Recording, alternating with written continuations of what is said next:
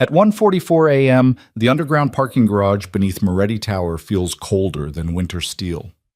27-year-old Selena Vale sits trembling inside her car after receiving the text that shattered her world.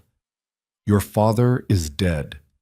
12 hours ago, Adrian Vale was still alive, the legendary head of security for Chicago's most feared crime lord, Lucien Moretti. Now he's gone, killed by a sniper's bullet meant for Lucien. When the man her father died protecting finds her crying in the darkness, their shared grief ignites something neither expected. That night changes everything. Thank you for following my story. Please like, comment what city you're watching from so I can see how far this story has traveled. The fluorescent lights overhead hum like dying insects. Selena's hands won't stop shaking. She stares at her phone screen until the words blur into meaningless pixels, but no amount of blinking makes them disappear. Your father is dead. 3 words. 12 letters. An entire universe collapsing into the cold leather seat of her Honda Civic. She doesn't remember driving here. Doesn't remember leaving her apartment, or grabbing her keys, or navigating 23 blocks through Chicago's midnight streets. Memory stops at the moment her phone buzzed on the kitchen counter. Everything after that is fog and autopilot, and the mechanical function of a body that forgot how to feel. The parking garage stretches empty in every direction. Concrete pillars cast long shadows under harsh white lights. Somewhere above her, 15 stories of steel and glass pierce the sky. Moretti Tower, the fortress her father protected for 18 years. The place he worked. The place he died for. The place she swore she'd never visit. Selena's breath comes in short, painful gasps. Her chest feels crushed beneath invisible weight. She wants to scream, but her throat has sealed shut. She wants to cry, but her body has run dry. All that remains is this terrible hollow ache spreading through her ribs like poison. Adrian Vale is dead. Her father is dead. The man who taught her to ride a bike and change a tire and stand up for herself even when the world pushed back. The man who made pancakes every Sunday morning and attended every single one of her college art shows, even though he understood nothing about graphic design. The man who called her bright eyes, and meant it, who saw light in her that she never saw in herself. Gone.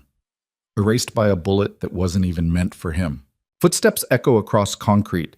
Selena's head snaps up. Her heart hammers against her ribs as a figure emerges from the shadows near the elevator bank. Tall, broad-shouldered, moving with the controlled precision of someone trained to kill. Lucien Moretti. Even in the dark, she recognizes him. Her father kept exactly 3 photographs in his wallet. Selena's high school graduation photo, a faded picture of her mother who died when Selena was 6, and one shot of him standing beside Lucien outside this very building. She's seen Lucien's face 100 times in newspapers and police reports, and whispered conversations her father refused to finish. Chicago's most feared crime lord, the untouchable king of an empire built on violence and blood money and secrets that could destroy politicians, judges, and millionaires. But the man walking toward her car doesn't look like a king. He looks destroyed. Lucien's white dress shirt is untucked and stained dark across the front. His jacket is missing.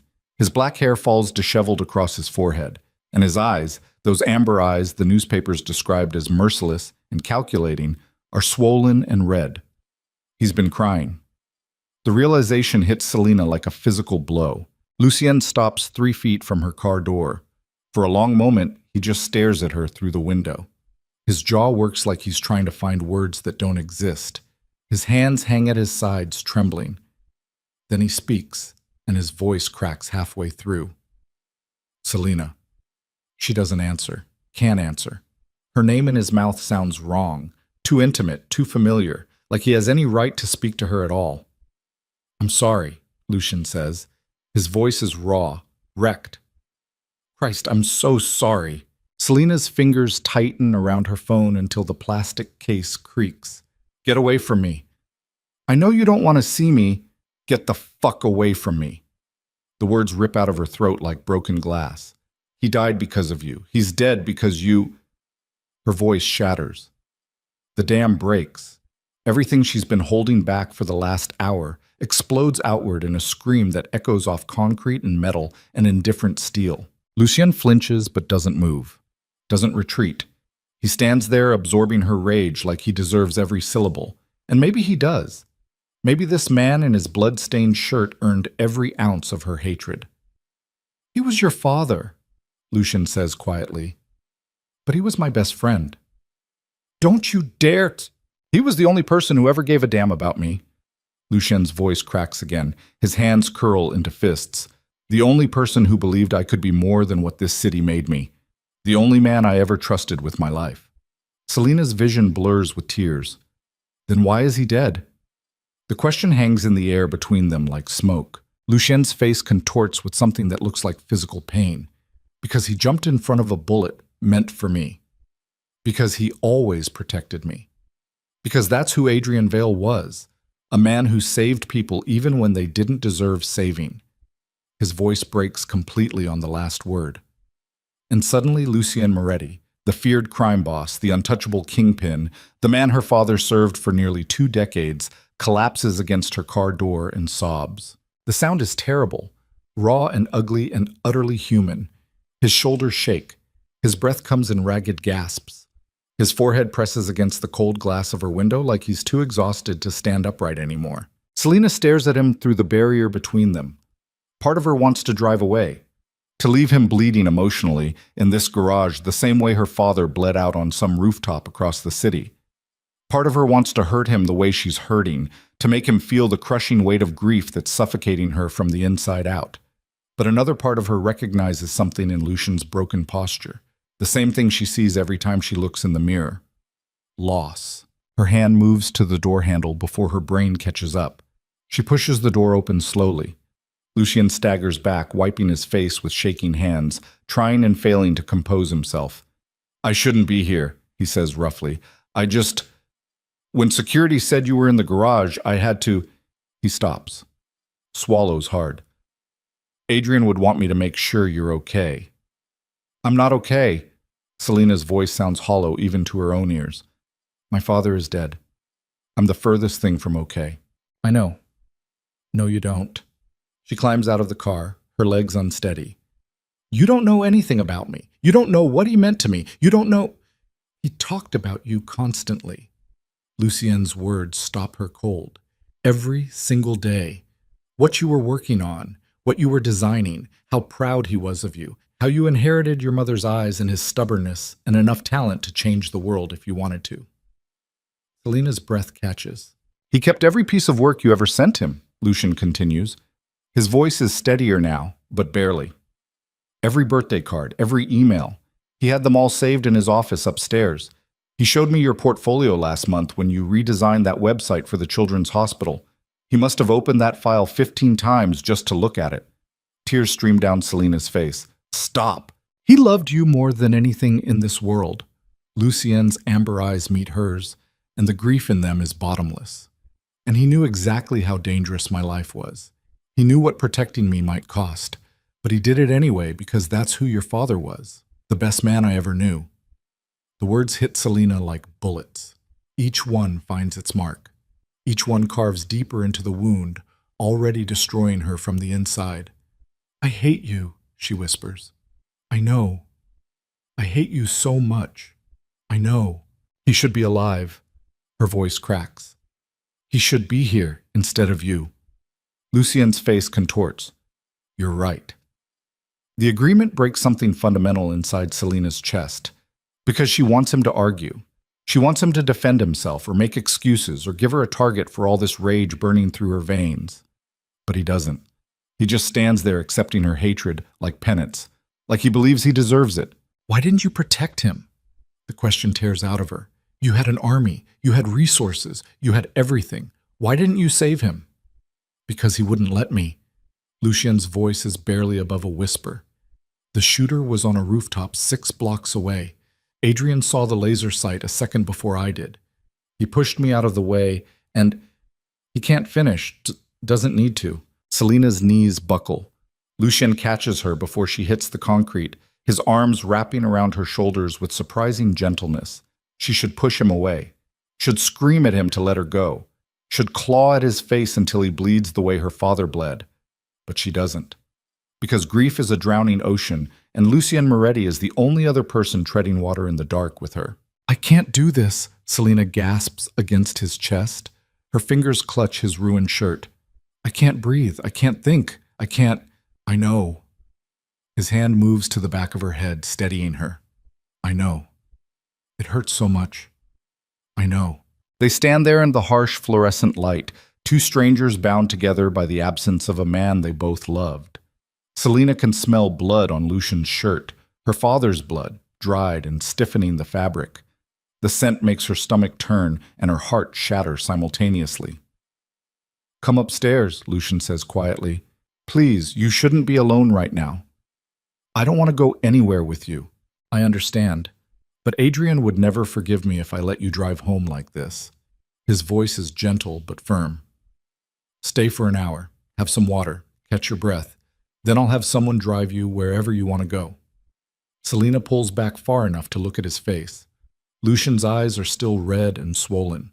His jaw is tight with barely controlled emotion. He looks as wrecked as she feels, maybe more. 1 hour, she hears herself say. Lucien nods. He releases her carefully, like she might shatter if he moves too fast. Then he gestures toward the elevator bank. This way. The elevator ride to the penthouse takes 43 seconds. Selina counts every one. Lucien stands in the opposite corner, his hands shoved deep in his pockets, staring at the floor like it holds answers to questions he's afraid to ask.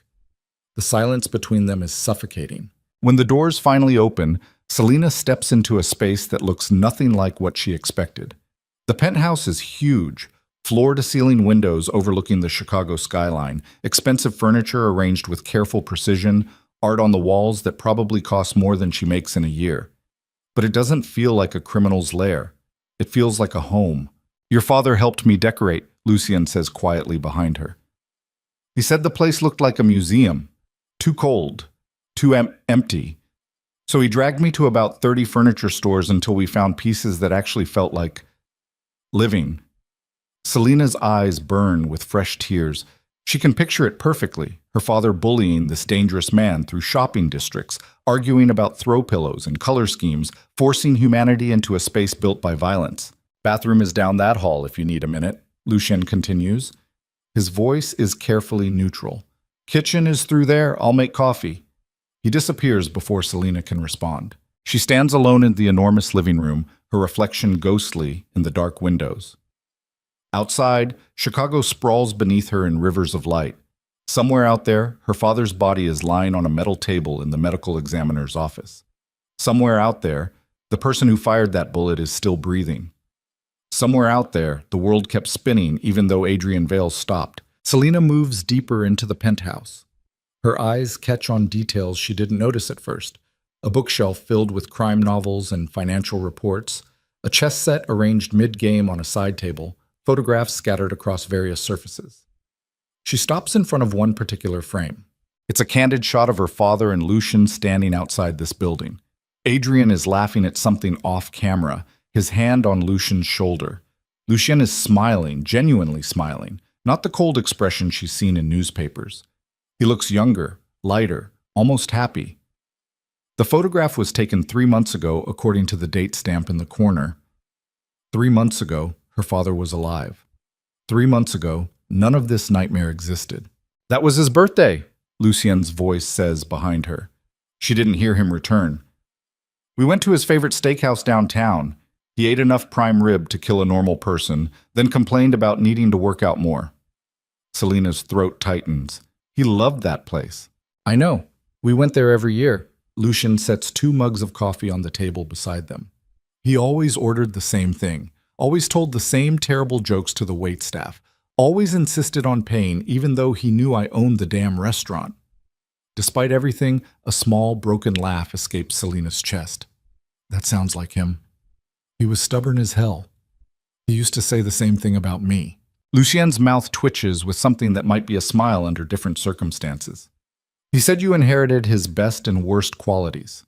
The stubbornness, the loyalty, the inability to back down from a fight even when you should.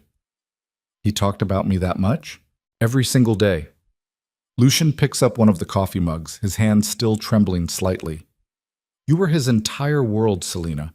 Everything he did, every decision he made, every risk he took, was about building a future where you'd be safe. The words land like punches. Then he failed, Selena says bitterly, because I'm not safe. I'm standing in the penthouse of Chicago's most dangerous crime lord, and my father is dead. Lucian flinches. You're right. Stop agreeing with me. Her voice rises. Stop acting like you understand. Stop pretending you're human when you built an empire on hurting people. I never pretended to be anything other than what I am. Lucian's voice hardens slightly. Your father knew exactly who I was, what I'd done, what I was capable of. And he stayed anyway. Why? The question explodes out of Selena. Why would a good man like my father work for someone like you? Why would he waste 18 years of his life protecting a criminal? Lucian sets down his coffee mug carefully. His jaw works for a moment before he answers. Because he believed people could change, he says finally. Because he saw something in me that I didn't see in myself. Because Adrian Vale was the kind of man who looked at broken things and saw potential instead of trash. He moves to the window, his reflection ghostly against the city lights. I met your father 19 years ago. I was 24 years old and running the most violent operation on the South Side. I'd killed 11 men by that point, personally, with my own hands. I was angry and brutal and convinced the only language the world understood was violence. Selena's stomach turns, but she doesn't interrupt. Adrian was working private security for a developer my organization was extorting. He could have looked the other way, could have let us burn the building and collect his paycheck.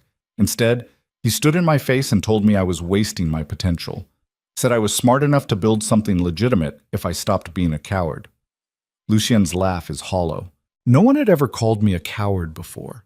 I almost killed him for it, but something about the way he said it, like he actually believed I could be more than a thug with a gun, it got under my skin. So instead of putting a bullet in his head, I hired him. He turns back to face Selena. For 18 years, your father pushed me to be better, to think bigger, to transform violence into influence, and influence into legitimate power. Every time I wanted to solve a problem with bloodshed, Adrian found another way. Every time I fell back into old patterns, he called me out. He was my conscience, Selena, my moral compass, the only person who ever held me accountable. Tears stream down Selena's face. And you got him killed. The accusation hangs in the air between them. Lucien's expression doesn't change. Yes, I did. The admission is worse than an argument, worse than excuses or justifications or any defense he could offer, because it's the truth, raw and terrible and undeniable. I'll never forgive you, Selena whispers. I don't expect you to. I'll hate you for the rest of my life. I know. You should have died instead of him. Lucien's eyes close briefly. When they open again, the pain in them is naked and absolute. I know. Selena's legs give out. She sinks onto the nearby couch, her body folding in on itself. The coffee sits untouched on the table. The Chicago skyline glitters indifferently outside the windows. And somewhere in this impossible moment, she realizes something that makes everything worse. Lucian Moretti is telling the truth. He loved her father. Maybe not the same way she did, not with the bone-deep connection of blood and childhood and shared history, but he loved Adrian Vale in his own broken, desperate way. Loved him enough to cry, loved him enough to let that love change him, loved him enough to stand here now accepting every ounce of Selena's hatred without defending himself. The realization doesn't make her hate him less, but it makes the hatred more complicated. I need you to leave me alone, Selena says quietly. I can't be near you right now. Lucian nods. There's a guest room down the hall, second door on the right, clean clothes in the closet, lock on the door if you need it. I'll be in my office if I'm not staying. It's almost 3 a.m. You're in shock. You haven't eaten or slept. At least rest for a few hours before I don't take orders from you. Selena's voice is sharp. I'm not one of your employees. I'm not part of your world. I'm leaving. She stands up too fast. The room tilts. Lucian reaches out to steady her, but she jerks away from his touch, her vision swimming. Selena, don't. She backs toward the elevator, her legs unsteady. Don't follow me. Don't call me. Don't ever contact me again. I don't want anything from you except the truth about who killed my father. Lucian goes very still. You don't want that information. Tell me. No. Tell me who killed him. Her voice rises. Tell me their name, their address, everything. Absolutely not. You owe me. I owe your father everything. Lucien's voice is hard now, edged with steel, which is why I'm not giving his daughter ammunition to destroy her own life. Adrian spent 18 years trying to build you a future outside this world. I'm not letting you throw that away for revenge. Selena's hands curl into fists. It's not your decision. You're right. It's not. Lucien moves to block the elevator. But I'm not giving you that information. Hunt me, hate me, blame me, but I won't help you become what your father spent his whole life protecting you from. The words hit like a slap. Get out of my way. Sleep here tonight, please. Then tomorrow I'll have someone drive you home. But don't go back out there alone, not like this. Not when... When what? Selena demands. When I might do something stupid? When I might get myself killed trying to find answers? You don't get to care about what happens to me. You don't get to pretend you're protecting me the way you failed to protect him. Lucien's face goes pale. The shot lands exactly where she aimed it. You're right, he says quietly. I don't deserve to care about you, but Adrian would want me to try. The elevator dings. The doors slide open behind him. Lucien doesn't move to stop her this time. Selena walks past him into the elevator. Her finger hovers over the button for the parking garage. But something makes her hesitate. Some terrible magnetic pull she doesn't understand and refuses to examine. He left something for you, Lucien says suddenly. Your father. He left instructions in his will, documents, letters, things he wanted you to have if anything happened to him. Selena's hand drops to her side. What kind of things? I don't know. Everything is with his lawyer. But there's one letter he asked me to keep. He said if he died, I should give it to you personally. The elevator doors start to close. Selena's hand shoots out to stop them. When? Her voice barely works. Whenever you're ready. Give it to me now. Lucien shakes his head. Not tonight. You're in shock. You need rest. Come back tomorrow, or the day after, or whenever. Give me the letter now, or I walk out of here and never come back. They stare at each other across the threshold. Lucien's jaw works. His hands flex at his sides. Finally, he nods once and steps back. Wait here. He disappears into another room. Selena stands frozen in the elevator doorway, her heart hammering. Part of her wants to run, wants to get in her car and drive until Chicago disappears in her rearview mirror, wants to escape this penthouse and this man and everything connected to the nightmare swallowing her alive. But her father left her a letter. Her father, who never did anything without reason. Her father, who planned for contingencies she didn't know existed. Her father, who apparently anticipated his own death and left instructions behind. Lucien returns carrying a sealed envelope. Her father's handwriting sprawls across the front. For Selena, if you're reading this, I'm gone. I'm sorry, Bright Eyes. Selena's vision blurs. Her father's nickname for her, written in his distinctive scrawl, makes the grief surge up all over again. Her hands shake as she takes the envelope. Do you want to read it here? Lucien asks gently. Or, alone. The word comes out harsh. I need to read it alone. He nods. Guest room is still available if you need somewhere private, or I can wait in my office while you Stop being nice to me. Selena's voice cracks. Stop acting like you care. It makes this harder. I do care. The confession is quiet, but absolute. Not because I have any right to, but because Adrian would want someone to make sure you're okay, and I'm the only person here. The elevator dings again. This time, Selena doesn't stop the doors from closing. Second door on the right, Lucien calls as the gap narrows. Lock works. I won't bother you. The doors seal shut. The elevator doesn't move. Selena stands alone in the small metal box, staring at the envelope in her hands. Her father's last words. His final message to her. She can't do this. Can't break open whatever truth is waiting inside that sealed paper. Can't handle one more revelation on top of the grief already crushing her chest. But her finger presses the button for the penthouse anyway. The elevator climbs back up. The doors open. Lucien is gone. Vanished into one of the other rooms, giving her the space she demanded. The enormous penthouse feels even emptier now, more hollow, like an expensive mausoleum where the living go to hide from death. Selina finds the guest room easily. It's smaller than the main space, but still luxurious. King bed with clean white linens, attached bathroom with marble countertops, closet full of generic clothing in various sizes. The lock on the door is heavy and secure. She engages it with shaking hands. Then she sits on the edge of the bed and stares at her father's handwriting. For Selina, if you're reading this, I'm gone. I'm sorry, Bright Eyes. Her thumb traces over the words. The paper is thick and expensive. The seal is unbroken. Whatever her father wanted her to know has been waiting in Lucian's keeping, protected, preserved for this exact terrible moment. Selina tears open the envelope. Inside is a single sheet of paper covered in her father's tight, efficient handwriting. No date, no formal greeting, just words that blur and swim as tears flood her vision. But she forces herself to read anyway. And what she reads changes everything. The letter trembles in Selina's hands. Her father's handwriting blurs and sharpens as tears stream down her face, but she forces herself to read every word.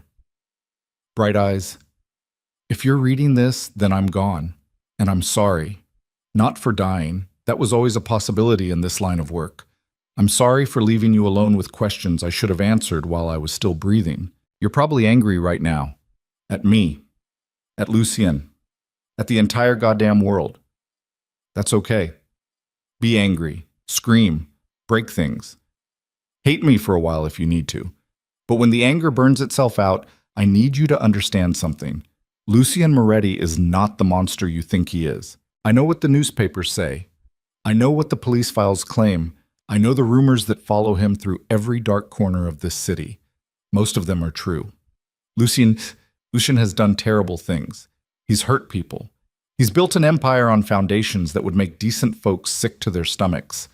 But he's also the best friend I ever had. 19 years ago, I met a kid who was drowning in violence he didn't know how to escape. The streets made him brutal, because brutality was the only language that kept him alive. But underneath all that rage and blood, there was someone worth saving. Someone smart enough to build something real. Someone capable of more than just survival. I spent 18 years helping him become that person. It wasn't easy. There were days I wanted to walk away. Days I questioned everything. Days I wondered if I was wasting my life trying to polish a stone that would never shine. But then there were the other days. The days when Lucien chose mercy over violence. The days when he invested in neighborhoods instead of burning them down. The days when I saw him transform into the man I always believed he could be. That transformation is fragile, Selina. It requires constant pressure, constant guidance, constant belief from someone who refuses to give up on him. That person was me. Now it needs to be you. I know what I'm asking. I know how unfair it sounds. You didn't choose this life. You didn't sign up to care about a man whose past is soaked in blood. You owe Lucien Moretti absolutely nothing. But if I'm gone, he's going to break. He's going to fall back into old patterns. He's going to become exactly what the world expects him to be. Because without someone to believe in him, he doesn't believe in himself. You're the only person who can stop that from happening. Not because you're related to me, not because you owe him anything, but because you have your mother's heart, the part of her that saw broken things and refused to walk away, the part that made her fall in love with an ex-cop working private security who had more scars than sense. Lucien is going to push you away. He's going to tell you to run. He's going to insist you deserve better than his damaged world. Don't listen to him. He's terrified of dragging you into darkness the way he dragged me. But here's what he doesn't understand. You're not me. You're stronger, smarter, capable of things I never was. And if you choose to stay, if you choose to believe in him the way I did, you won't be saving a criminal. You'll be saving the best man I ever knew. Trust him, Bright Eyes. Even when it's hard, even when it doesn't make sense. Trust him the way I did. I love you. Always. Dad. Selina reads the letter 3 times, then 4. Each pass makes her chest tighter and her thoughts more tangled. Her father's words loop through her mind like a record skipping on the same impossible verse. Trust him. Trust the man whose world killed her father. Trust a criminal who admits to murder and violence and everything decent people spend their lives avoiding. Trust Lucien Moretti. She wants to rip the letter into pieces. wants to scream at the paper in her hands that her father was wrong, that 19 years of loyalty blinded him to reality, that you can't save someone who doesn't want saving, that some stones are too stained with blood to ever shine. But her father's handwriting stares back at her, steady and certain. You're the only person who can stop that from happening. Fuck. The word escapes her lips like a prayer. She presses her palms against her eyes until stars burst behind her eyelids. Her head throbs. Her body aches. Every muscle feels bruised and exhausted. She should leave. Should walk out of this penthouse and never look back. Should let Lucien Moretti drown in whatever darkness is waiting for him without her father's steady hand to pull him back. But she can't stop hearing her father's voice in every sentence. Trust him, Bright Eyes. Selina folds the letter carefully and tucks it back into the envelope. Her hands are steadier now. Her breathing has slowed. The grief is still there, crushing and absolute, but beneath it something else stirs. Something harder. Something that tastes like obligation and fury and the terrible weight of her father's final request. She unlocks the door. The penthouse is quiet. No sound comes from Lucien's office or any of the other rooms. The city glitters beyond the windows like scattered diamonds on black velvet. Selina moves through the space slowly, her bare feet silent on expensive hardwood. She finds Lucien in his office. He sits behind a massive desk covered in files and documents, and a laptop showing security camera feeds from various locations across the city. His white shirt is still stained with Adrian's blood. His tie is gone. His sleeves are rolled up to his elbows, revealing forearms marked with old scars. He doesn't look up when she enters. His attention is fixed on a particular monitor showing grainy footage of a rooftop somewhere in downtown Chicago. He watches the same 30-second loop over and over, a figure in dark clothing raising a rifle, the muzzle flash, the figure disappearing. You should be sleeping, Lucien says without taking his eyes off the screen. You should be burning that shirt. Can't. His voice is flat, empty. It's evidence. Selina steps closer. From this angle, she can see his face more clearly, the dark circles under his eyes, the tension in his jaw, the way his hands grip the desk edge hard enough to make his knuckles white. Evidence for what? She asks. For when I find the people responsible. Lucien finally looks at her. His amber eyes are cold now, merciless. For when I make them understand exactly what it costs to kill Adrian Vale. A chill runs down Selina's spine. This is the man the newspapers write about. The man police files describe as extremely dangerous and shows no remorse. This is the crime lord who built an empire on fear and violence and the absolute certainty that crossing him meant death. Is that what my father would want? The question comes out sharper than she intends. Lucien's expression doesn't change. No. Then why? Because I'm not your father. He turns back to the monitor. Adrian was a good man. Better than I'll ever be. He believed in justice and mercy and second chances. He spent 18 years trying to teach me those values. The loop plays again. Muzzle flash, figure disappearing. But he's dead now, Lucien continues softly. And all those noble ideals died with him. So I'm going to do what I do best.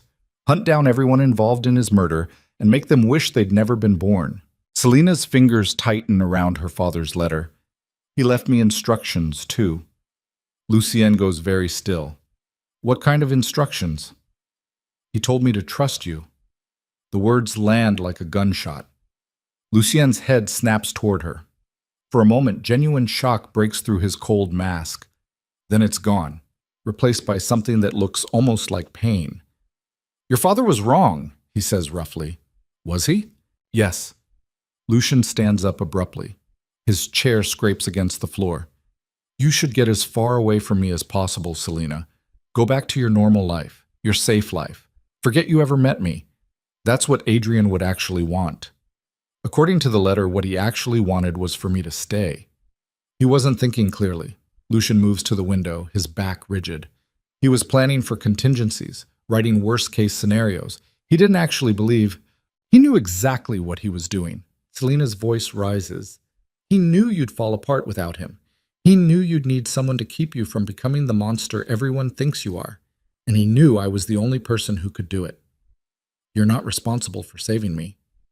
I know that. You don't owe me anything. I know that too. Then why are you still here? Lucian spins to face her. Anger flashes in his eyes, anger and fear and something desperate.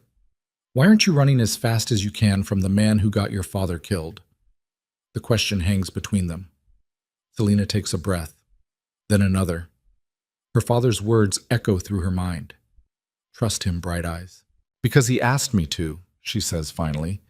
Because my father spent his last thoughts worrying about what would happen to you. Because apparently he loved you enough to sacrifice his life for yours, and then ask me to keep making that same sacrifice. Her voice cracks. I hate that, she continues. I hate that. Tears stream down her face.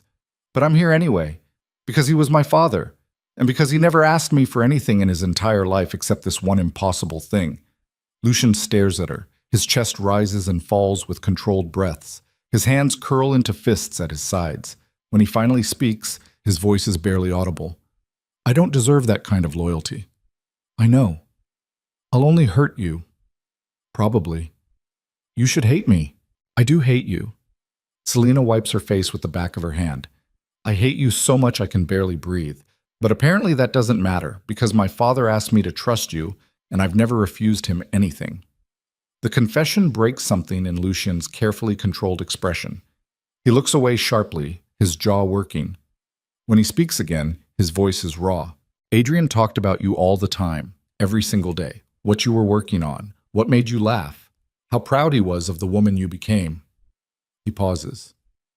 He also told me about your mother, how she died when you were 6, how you grew up without her, how Adrian raised you alone because he refused to let grief destroy what was left of his family. Selina's throat tightens. He said you inherited her strength, Lucian continues, her stubborn refusal to abandon people she loved, even when walking away would be easier. He was terrified you'd inherited that particular quality, terrified it would get you hurt someday. It already has. Lucian's eyes snap back to hers. What? Loving people who live dangerous lives. It already got me hurt. It got me a childhood where my father came home with bruises he wouldn't explain. It got me sleepless nights wondering if tonight was the night he wouldn't come home at all. It got me 18 years of being terrified every time my phone rang after midnight. Her voice rises. And now it got me a father who died protecting someone else, who chose your life over his own, who left me alone because apparently your survival was more important than mine. The accusation hits Lucien like a physical blow. He staggers back half a step. I'm sorry, he whispers. Christ, Selina, I'm so sorry. I don't want your apology. Her hands shake. I want my father back. I want to undo the last 12 hours.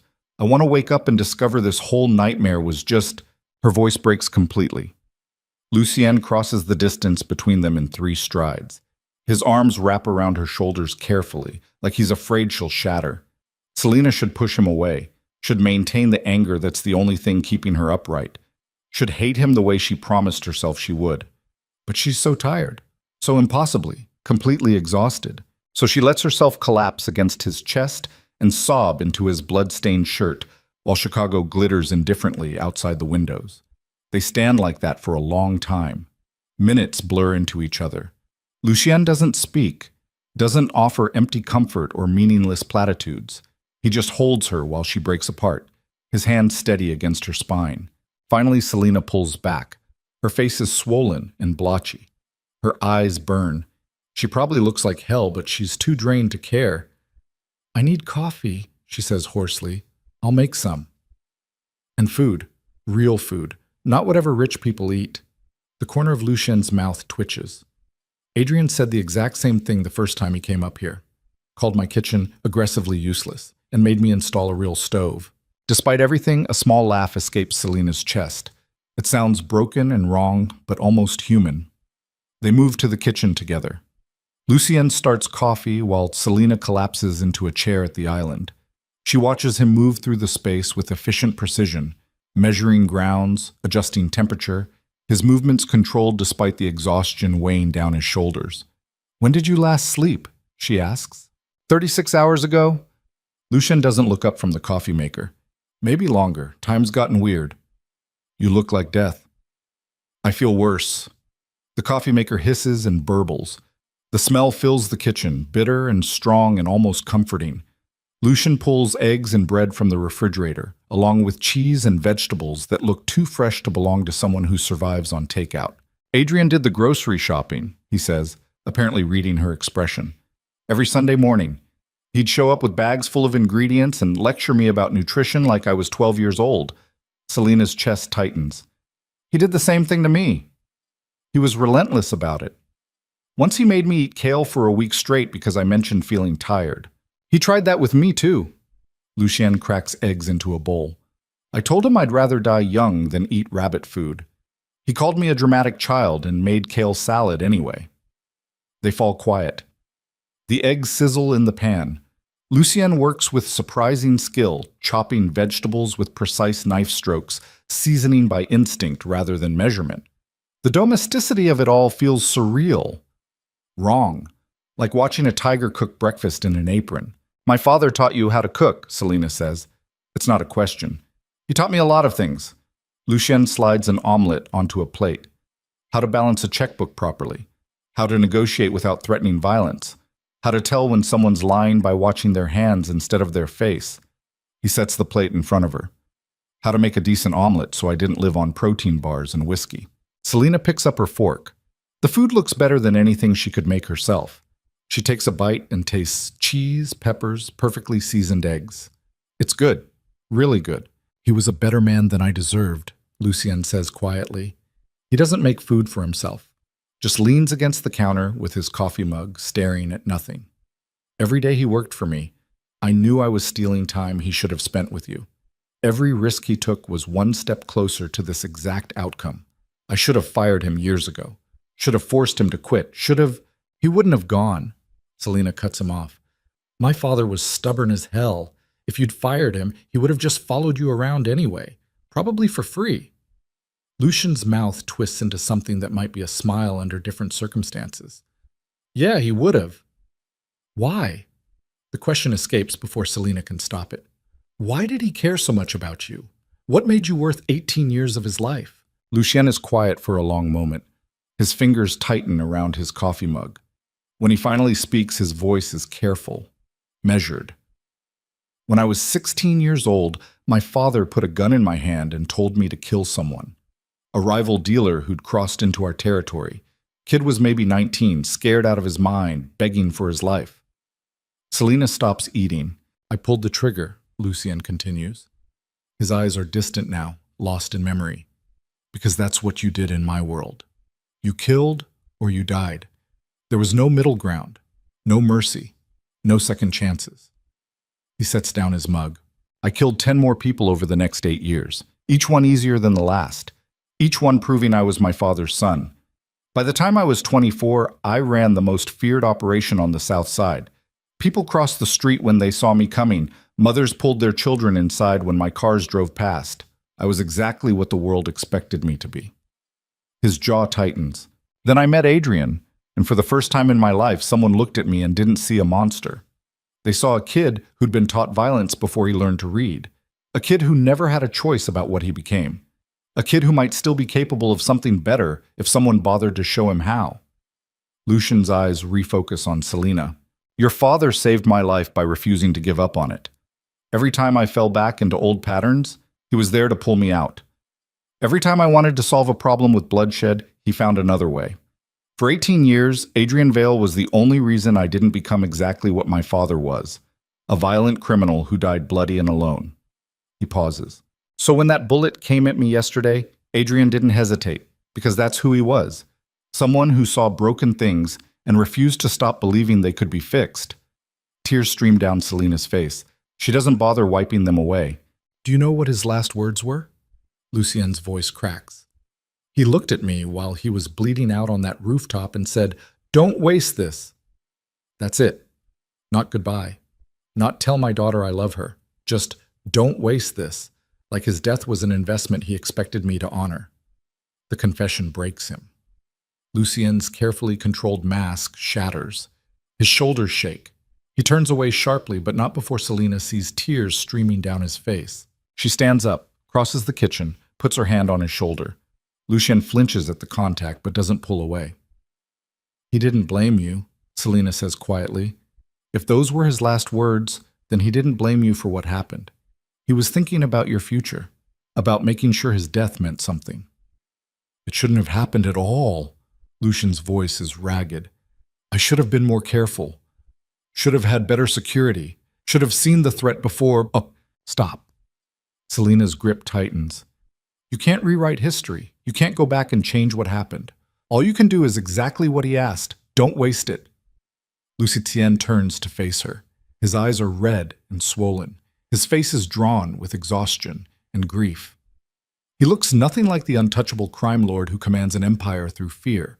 He looks human. I don't know how to do this without him, he whispers. I don't know how to be the man he believed I could be when the only person who ever believed it is gone. The vulnerability in his voice cuts straight through Selena's defenses. This is what her father saw. This is the person worth saving, not the criminal empire or the dangerous reputation. Just a man drowning in grief and terror that he'll fall back into darkness without a compass to guide him home. Then I'll help you, Selena hears herself say. Lucian's eyes widen. What? I'll help you. The words come faster now, fueled by adrenaline and exhaustion and the terrible weight of her father's final request. I'll stay, not forever, not permanently, but long enough to make sure you honor his sacrifice, long enough to keep you from becoming what he spent 18 years preventing. Selena, you can't. I can do whatever I want. Her voice hardens. And what I want is to make sure my father didn't die for nothing. So I'm staying. I'm going to watch you, challenge you, push you the way he did. And if you start falling back into old patterns, I'm going to pull you out of them. Lucian stares at her like she's speaking a foreign language. This is insane, he says finally. I know. You barely know me. I know enough. You hate me. Completely. Selena doesn't flinch. I hate you for being alive when my father isn't. I hate you for building a world dangerous enough to get him killed. I hate you for asking him to take risks that should never have been necessary. She takes a breath. But my father loved you, and he asked me to trust you, so I'm going to try. Not because I want to, not because it makes sense, but because he never asked me for anything else. And I'll be damned if his final request goes unfulfilled. The declaration hangs between them. Outside, dawn begins breaking over Chicago. Pink and gold light spills across the skyline, transforming steel and glass into something almost beautiful. The city wakes up. People start their morning routines. Life continues despite the grief crushing two strangers in a penthouse above it all. Lucien's phone buzzes. He glances at the screen and his expression hardens. I need to take this, he says roughly. It's about the investigation. Then take it. He hesitates. Selena, I'm not leaving. Take the call. Lucian holds her gaze for another moment. Then he steps into his office and closes the door. Selena hears his voice rise and fall through the walls. Sharp commands and hard questions delivered in the tone of someone who expects absolute obedience. She's alone again. The omelet sits half-eaten on the counter. Coffee grows cold in forgotten mugs. Selena moves back to the windows and stares at the city her father died protecting. Somewhere out there, the person who killed him is still breathing, still walking free, still alive while Adrian Vale lies cold and dead. The fury returns. Not hot and explosive like before. This anger is cold, calculated, the kind that burns steady and long. Her father asked her to trust Lucien. And he didn't ask her to forgive the people responsible for his death. Selena pulls out her phone. Her hands are steadier now. Her thoughts clearer. She opens a new message to her father's lawyer, a woman named Patricia Chen who handled all his legal affairs. This is Selena Vale. My father is dead. I need to see his will immediately. Everything he left behind, every document, every file, every piece of information about his work for Lucien Moretti. She hits send before she can second-guess herself. The response comes within minutes. I'm so sorry for your loss. I can meet you tomorrow at 10 a.m. My office. I'll have everything prepared. Selena types back. I'll be there. She tucks her phone away. Through the office door, she can still hear Lucian's voice, harder now, edged with violence. He's hunting, tracking, following whatever trail led to her father's murder. Part of her wants to stop him, wants to honor Adrian's belief in mercy and justice and second chances. But another part of her, the part that inherited her mother's stubborn loyalty and her father's unwavering determination, wants to let Lucien burn the entire city down until he finds the person responsible. She doesn't know which impulse to trust. The office door opens. Lucien emerges looking even more exhausted than before. His eyes find Selina immediately. "They found the shooter," he says. His voice is flat, empty. "Dead. Single gunshot to the head, professional execution. Someone made sure he couldn't talk." Selina's stomach drops. What does that mean? It means this wasn't random. Someone hired that shooter specifically to kill Adrian, then they eliminated the loose end before he could be questioned. Lucien's hands curl into fists. This was planned, organized, professional. Who would want my father dead?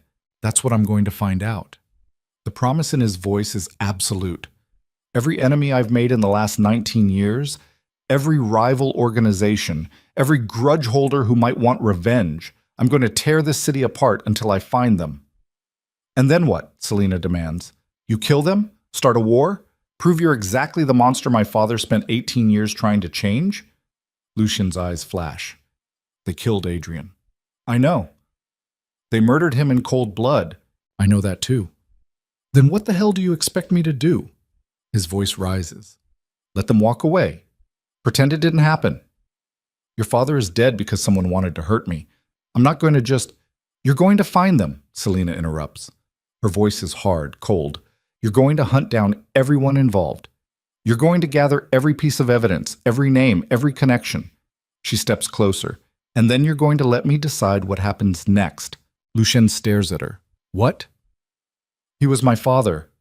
The words come out sharp as broken glass. My blood. My family. If anyone has the right to decide how this ends, it's me. Not you. Me. Selina, promise me. She doesn't look away. Promise me you won't do anything until I know everything, until I see the evidence, until I understand exactly who's responsible and why. Lucien's jaw works. His hands flex at his sides. For a moment, she thinks he'll refuse, that the crime lord who built an empire on violence and fear will dismiss her demand and do whatever he wants. But then he nods. Okay, he says quietly. I'll find them. I'll gather everything. And then we'll decide together. The agreement settles between them like a contract signed in blood. Selina should feel relieved, should feel like she won some kind of victory. But all she feels is hollow, empty. Like grief scooped out everything vital and left behind just enough anger to keep her standing. I need to go home, she says. Get clean clothes, process all of this. I'll come back tomorrow after I meet with my father's lawyer. I'll have someone drive you. I can drive myself. You haven't slept in 24 hours.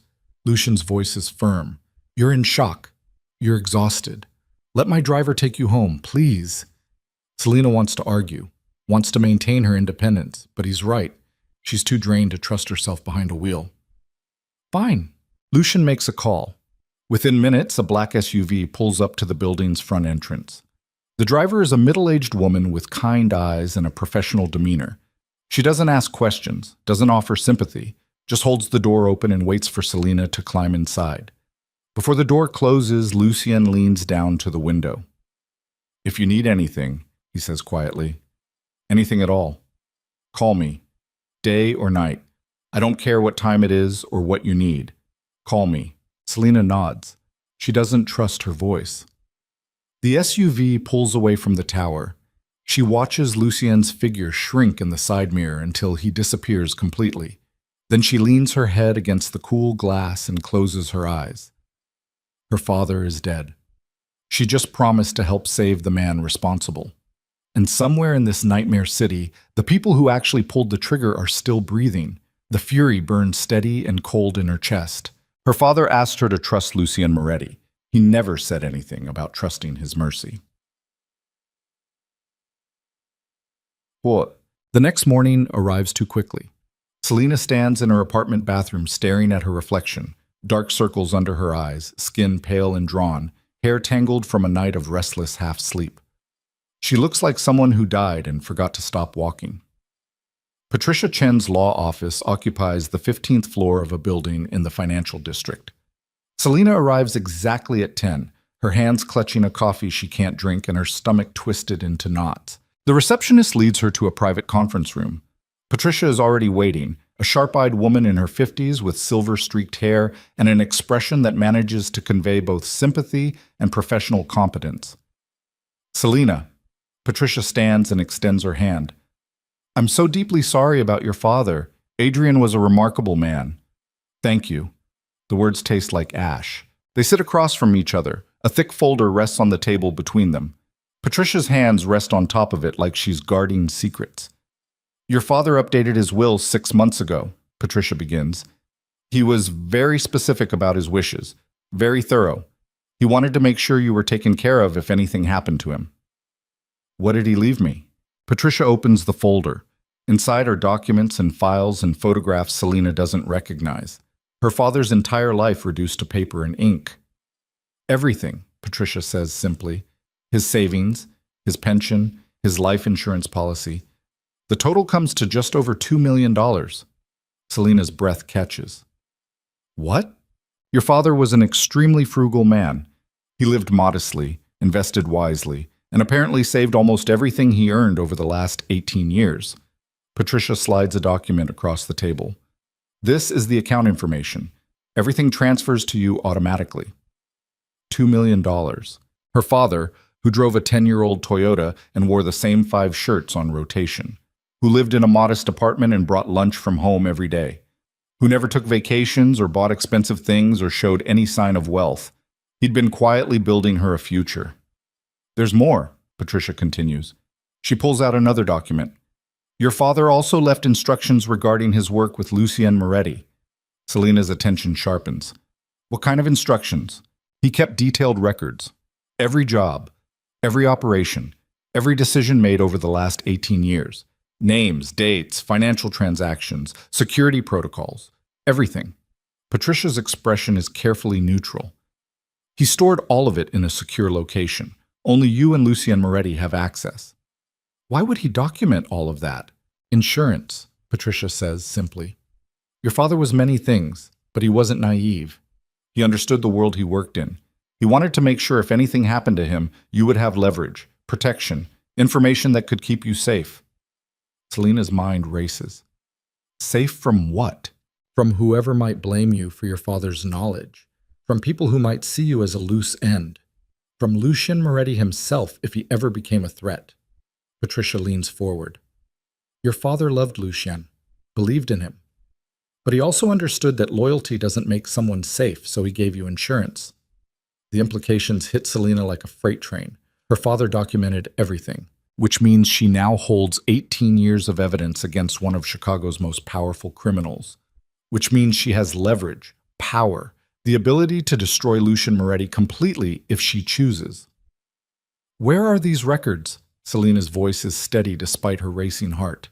Patricia slides a key across the table. "Safety deposit box at First National Bank, downtown branch, box 847. Everything is waiting for you." Selina picks up the key. It's small and ordinary looking. Nothing about it suggests the weight it carries. "Your father left one more thing," Patricia says quietly. She pulls out a sealed envelope. "He wrote this 2 months ago. Said to give it to you only if he died." Another letter. Selina takes it with shaking hands. Her father's handwriting sprawls across the front. "For Selina, Part 2. "Do you want privacy to read it?" Patricia asks gently. "No." Selina tears open the envelope. "I need to know now." The letter inside is shorter this time. Just a few paragraphs in her father's tight script. "Bright Eyes, if you're reading this, you've already read my first letter. You know I asked you to trust Lucien, to help him, to be the compass. I won't be able to be anymore, but I'm not a fool. I know asking you to trust someone doesn't make them trustworthy, so I'm giving you the tools to protect yourself. In box 847 at First National Bank, you'll find 18 years of documentation. Everything Lucien Moretti has done, both legal and illegal. Every deal, every decision, every skeleton in every closet. If he ever threatens you, use it. If he ever tries to hurt you, use it. If he ever becomes the monster he used to be, use it to destroy him completely. I trust Lucien with my life. I'm asking you to trust him with yours. But I'm also giving you a loaded gun pointed at his head, just in case. Stay safe, Bright Eyes.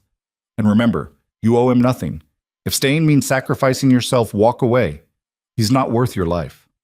I love you, Dad.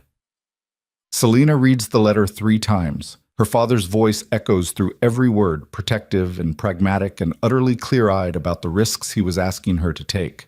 He wanted her to trust Lucian, but he also wanted her to have the power to annihilate him if necessary. Did you know about this? Selena asks Patricia. About the documentation? I knew your father kept records. I didn't know the extent of them. Patricia's expression is carefully neutral. But I can guess. Adrian Vale was meticulous. If he documented Lucian Moretti's operations, it's because he wanted to ensure your safety above all else. Selena folds the letter and tucks it into her purse alongside the key. Her mind is racing through implications and possibilities, and the sudden, terrible weight of power she didn't ask for. She could destroy Lucian, could hand all that documentation to the FBI and watch his empire collapse, could make him pay for every crime he's ever committed, could ensure he spends the rest of his life in a prison cell. Her father gave her that choice, but he also asked her to trust him. The contradiction is dizzying. I need to go, Selena says abruptly. She stands up, her chair scraping against the floor. Thank you for everything. Of course. Patricia stands as well. If you need anything, legal advice, help accessing the accounts, someone to review the documentation, call me. Your father was a friend. I'd like to help his daughter however I can. Selena nods. She doesn't trust her voice. She leaves the office in a daze. The elevator ride down feels like falling. By the time she reaches the street, her phone is already ringing. Lucian's name appears on the screen. She stares at it for 3 rings before answering. We need to talk, Lucian says without preamble. His voice is tight, controlled. I found something. What kind of something? Not over the phone. Can you come to the tower? Selena's hand tightens around the phone. The key to her father's safety deposit box burns like fire in her pocket. She could go to the bank right now, could retrieve the documentation, could read through 18 years of evidence and decide whether Lucian Moretti deserves the trust her father asked her to give. Or she could go to him first, could hear what he found, could try to honor her father's belief that this man is worth saving. I'll be there in 20 minutes, she says. Selena, Lucian pauses. Thank you. The line goes dead. Selena stands on the sidewalk watching traffic flow past. People hurry by on their way to normal jobs and normal lives. None of them know that Adrian Vale died 2 days ago. None of them care. The world just keeps spinning like nothing happened. She should go to the bank, should retrieve the evidence before Lucian discovers it exists, should protect herself the way her father intended. Instead, she hails a cab and gives the driver the address for Moretti Tower, because her father asked her to trust Lucian, and because she's not ready to destroy him until she understands exactly who he is. The cab drops her at the tower's entrance 23 minutes later. The same security guard from 2 nights ago recognizes her immediately and waves her through without questions. The elevator ride up feels endless. By the time the doors open on the penthouse level, Selena's heart is hammering. Lucian is waiting in his office. He's changed clothes, clean shirt, fresh tie, hair combed back, but his face is drawn with exhaustion and his eyes are bloodshot. You look terrible, Selena says. Haven't slept. Lucian gestures to a chair. Sit, please. She sits. Lucien remains standing, his hands braced on his desk. Between them is a laptop showing surveillance footage and a stack of printed documents. I found the organization responsible for hiring your father's killer, Lucien says without preamble. It took all night. I called in every favor I had, leaned on every contact, but I found them. Selena's breath stops. Who? The Volkov Bratva, Russian organized crime syndicate operating out of the North Side. They've been trying to move into my territory for the last 2 years. I've blocked them at every turn. He taps the laptop screen. 3 months ago, they approached Adrian, offered him $5 million to walk away from me. Leave me vulnerable. Let them make their move. Selena's stomach turns. What did my father say? He told them to go to hell. Lucien's voice is hard. Then he warned me about the approach. We tightened security, increased surveillance, made it clear that betraying me would have consequences. He pulls up another file. The Volkovs responded by putting a hit on Adrian. Not me, Adrian specifically. They wanted to send a message. To prove that loyalty to me comes with a price. Selena's hands curl into fists. You're sure?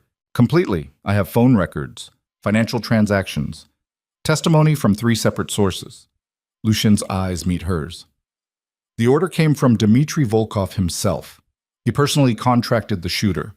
He personally ordered the follow-up execution to eliminate the witness. The fury in Selena's chest explodes into something white-hot and consuming. Where is he? Her voice is, Where is he? Selena's voice cuts through the air like a blade. Her hands grip the armrests of her chair hard enough to make the leather creak. Every muscle in her body is coiled tight, ready to spring. Lucien's expression doesn't change. He's protected. The Bratva has him locked down in a compound on the north side. 24-hour security, armed guards. The entire operation is designed to keep people like me from getting anywhere near him. Then we break through the security. Selena, we find him. We make him pay for what he did to my father. Her voice rises. You said you'd find them. You found them. Now we finish this. Lucian moves around the desk slowly. His movements are controlled, but she can see the tension in his shoulders, the way his jaw works. He's holding something back. It's not that simple, he says carefully. Why not? Because going after Dmitry Volkov means war, real war. Not the controlled territorial disputes we've had for the last 2 years. I'm talking about bloodshed on every corner, civilians caught in crossfire, police crackdowns that hurt everyone. He stops in front of her. Your father spent 18 years trying to keep me from starting that kind of war. He believed there were better ways to handle conflict. The words hit Selena like a slap. My father is dead because of Dmitry Volkov, she says through clenched teeth. He doesn't get to hide behind the fear of consequences. He doesn't get to walk away from this. I'm not saying he walks away. Lucien's voice is hard now. I'm saying we need to be smart about this, strategic. We gather more evidence. We find leverage. We dismantle the Bratva piece by piece until Volkov has nowhere left to hide. How long will that take? Months? Maybe longer? No. Selena stands abruptly. The chair scrapes against the floor. Absolutely not. Every day that man breathes is an insult to my father's memory. Every hour he walks free is justice denied. This isn't about justice. Lucien's amber eyes pin her in place. This is about revenge. And revenge makes you sloppy, gets you killed. Your father understood that. He always chose the long game over immediate satisfaction. My father is dead.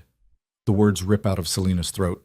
He doesn't get to make decisions anymore. I do. And I'm telling you, I want Dmitry Volkov to pay for what he did. Now. Not months from now. Now. Lucian stares at her. Something shifts in his expression. Recognition, maybe, or understanding. He sees the fury burning through her veins. The desperate need for action. That's the only thing keeping grief from swallowing her whole. If we do this, he says quietly, there's no going back. Once we move against Volkov directly, the entire city will feel the consequences. People will die. Innocent people. And you'll have to live with that. I'll live with it. Selena's voice doesn't waver. As long as Volkov dies too. The declaration hangs between them. Outside the windows, Chicago sprawls beneath gray morning clouds. The city looks peaceful from this height. Orderly. Like violence and grief are distant concepts that don't touch the streets below. Lucien's phone buzzes.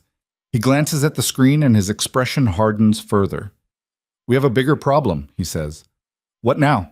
The FBI is sniffing around Adrian's death. They're calling it suspicious, asking questions about his connection to me, about why he was on that rooftop. Lucien's jaw tightens. Someone tipped them off, gave them information that points directly at my organization. Selena's stomach drops. The Bratva? Probably. It's a smart move. They kill Adrian, then use his death to bring federal heat down on me. 2 birds, 1 bullet. He sets his phone down with controlled precision. If the FBI builds a case, everything falls apart. My legitimate businesses. The operations Adrian helped me clean up. Everything we've worked toward for 18 years. Then we need to move fast. No, we need to be careful. Lucian's voice is sharp now. The FBI is watching, One wrong move and they'll have everything they need to bury me, which means we can't go after Volkov directly. We need to find another way. Selina's hands curl into fists. There is no other way. There's always another way. Your father taught me that. Stop telling me what my father would want. The words explode out of her. You don't get to use his memory as a leash. You don't get to hide behind his principles when the man who murdered him is still breathing. Lucien flinches. The hit lands exactly where she aimed it. You're right, he says quietly. I don't get to use Adrian's memory as an excuse for inaction, but I also can't ignore 18 years of lessons just because you want immediate revenge.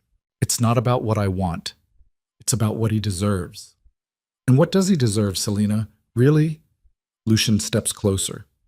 Does Adrian Vale deserve to have his daughter throw her life away on vengeance? Does he deserve to watch you become exactly what he spent his whole life protecting you from? The question cuts deep. Selina wants to argue, wants to rage against the logic in Lucien's words, but somewhere beneath the fury and grief, a small voice whispers that he might be right. Her father wouldn't want this, wouldn't want her consumed by revenge, wouldn't want her turning into someone who solves problems with violence and bloodshed. But that small voice is drowned out by the roar of pain in her chest. I need air, Selina says abruptly. She moves toward the windows. I need to think. Lucien doesn't follow. He stays by the desk, giving her space. The silence between them stretches taut. Selina presses her forehead against the cold glass. Below, the city moves through its morning routine. Cars inch through traffic. People hurry along sidewalks. Life continues exactly as it did before Adrian Vale died. The world didn't stop, didn't pause, didn't even slow down. Her father is gone, and nothing changed. The realization makes her want to scream. Her phone buzzes in her pocket. She pulls it out and sees a text from an unknown number. You want to know the truth about your father's death? Meet me at Millennium Park, North End, 1 hour. Come alone. Selina's breath catches. She reads the message 3 times. What is it? Lucien's voice comes from behind her. She almost shows him, almost holds up the phone and asks what he thinks, but something stops her, some instinct she can't name. Nothing, she lies. Just my father's lawyer following up. Lucien accepts the answer without question. He's already turning back to his laptop, his attention shifting to the security footage still playing on the screen. Selina tucks her phone away. Her heart hammers against her ribs. Someone wants to meet her. Someone who claims to have information about Adrian's death. It could be a trap. Could be the Bratva trying to eliminate another loose end. Could be anything. But it could also be answers. I need to go, Selina says. She keeps her voice steady. I have things to deal with. My father's apartment, his belongings. I need to do something. Lucien looks up. Concern flashes across his face. Do you want company? I can send someone with you. No, I need to do this alone. Selina, please. She cuts him off. Just let me have this. Let me handle my father's affairs without guards or protection or anyone watching over my shoulder. Lucien studies her face. For a moment she thinks he'll push back, that he'll insist on security or demand to know where she's really going, but then he nods. Okay. But call me if you need anything. I mean it. His voice is gentle. Day or night, whatever you need. Selina forces herself to meet his eyes. Thank you. She leaves before he can say anything else. The elevator ride down feels endless. Her mind races through possibilities and dangers and the terrible risk she's about to take. This could be a trap. Could get her killed. Could be the stupidest decision she's ever made. But she has to know. Has to understand what really happened to her father. The cab ride to Millennium Park takes 15 minutes. Selina spends every second of it watching the streets for signs of surveillance, for black SUVs or suspicious vehicles or anything that suggests Lucien didn't trust her enough to let her go alone. But the traffic looks normal. The crowds look ordinary. No one seems to be following her. She pays the cab driver in cash and steps out onto the sidewalk. Millennium Park stretches before her, green spaces and walking paths and the famous bean sculpture reflecting cloudy skies. Tourists wander past taking photos. Joggers navigate the paths. Everything looks peaceful. Selina makes her way to the north end. Her hands are shoved deep in her coat pockets. Her father's letter and the key to his safety deposit box weigh heavy against her thigh. A woman sits alone on a bench near the edge of the park.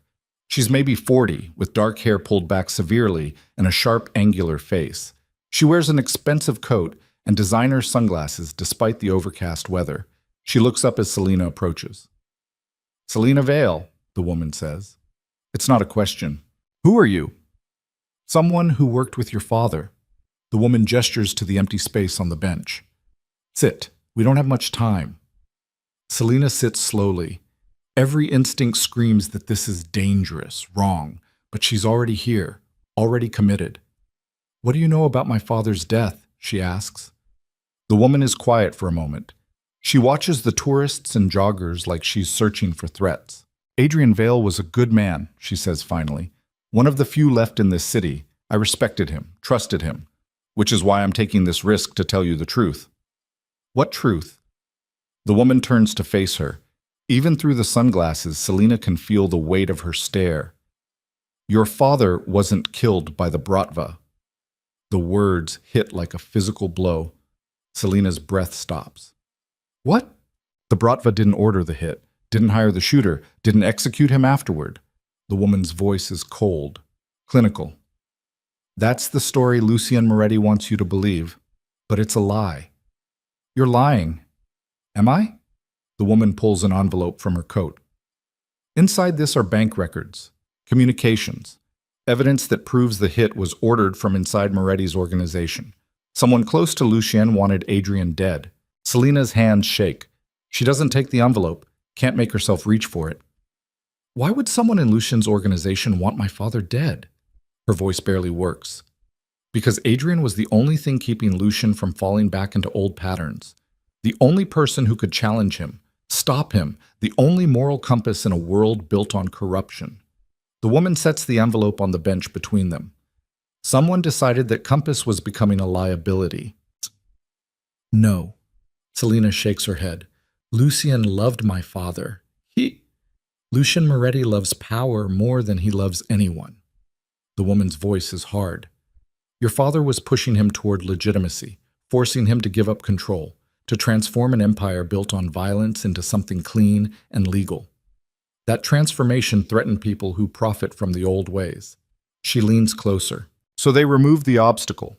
They killed Adrian Vale and made it look like the Bratva was responsible. Now Lucien has an enemy to focus his rage on, a target that keeps him distracted from the truth." Selina's mind reels. She can't process this, can't make it fit with anything she knows. "Who are you, Psych?" she demands again. "I'm FBI." The woman pulls out a badge. "Special Agent Victoria Cross? I've been investigating Moretti's organization for 3 years. Your father was helping me." The revelation hits like a second bomb. "What?" "Adrian came to me 18 months ago, said he wanted immunity in exchange for information about Moretti's operations. He was planning to testify, to bring down the empire from the inside." Victoria's voice softens slightly. "He wanted out, Selina. He was tired of the violence, tired of protecting a man who kept slipping back into darkness. He wanted a clean life, a safe life. He wanted to be free." Tears stream down Selina's face. "I don't believe you." "You don't have to believe me. The evidence speaks for itself." Victoria taps the envelope. "Bank transfers from a shell company controlled by Moretti's second-in-command. Communications ordering the hit. Testimony from a witness who heard the order given. It's all there." "If you have all this evidence, why are you telling me? Why not just arrest everyone?" "Because we need more. We need someone on the inside, someone Lucien trusts." Victoria's eyes bore into her. "We need you." Selina laughs. The sound is broken and bitter. "You want me to betray him. I want you to finish what your father started. Adrian died trying to bring down Moretti's empire. He died believing that justice would prevail, that his sacrifice would mean something." Victoria's voice hardens. "Don't let his death be for nothing. Help us. Wear a wire. Gather evidence. Give us what we need to arrest everyone responsible." "And if I refuse? Then the people who killed your father walk free. They continue profiting from his death, and Adrian Vale's sacrifice means exactly nothing." Victoria stands. "You have 48 hours to decide. After that, we move forward with or without you." She walks away without another word. disappears into the crowd of tourists and joggers like she was never there at all. Selena sits frozen on the bench. The envelope rests beside her. She stares at it like it might explode. Everything she thought she knew is crumbling. The Bratva didn't kill her father. Someone inside Lucien's organization did. Her father was working with the FBI, planning to betray Lucien, planning to destroy the empire he spent 18 years helping build. None of it makes sense. All of it makes terrible, perfect sense. Selena's hands shake as she picks up the envelope. She tears it open. Inside are photocopies of bank statements, emails, intercepted communications. She reads through them with growing horror. Wire transfer, $500,000 from LC Holdings, LLC to offshore account. Email fragment, problem needs permanent solution. Vale knows too much. Witness testimony. I heard Marco tell the shooter to make it look like Bratva work. Marco Santini, Lucien's second in command, his oldest friend after Adrian, the man who handled security operations and managed the organization's most sensitive business. Marco ordered the hit. Marco killed her father. And Lucien either doesn't know or doesn't care. Selena's vision swims. She feels like she's drowning, like the ground beneath her feet has disappeared and she's falling through empty air with nothing to catch her. Her phone rings. Lucien's name appears on the screen. She stares at it for 3 rings before answering. Where are you? Lucien's voice is tight, controlled.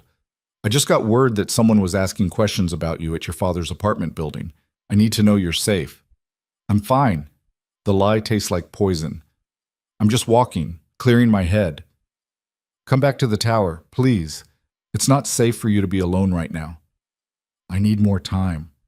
Selena, please, Lucien, just give me a few more hours. Let me process everything. I'll come back tonight, I promise. Silence stretches between them.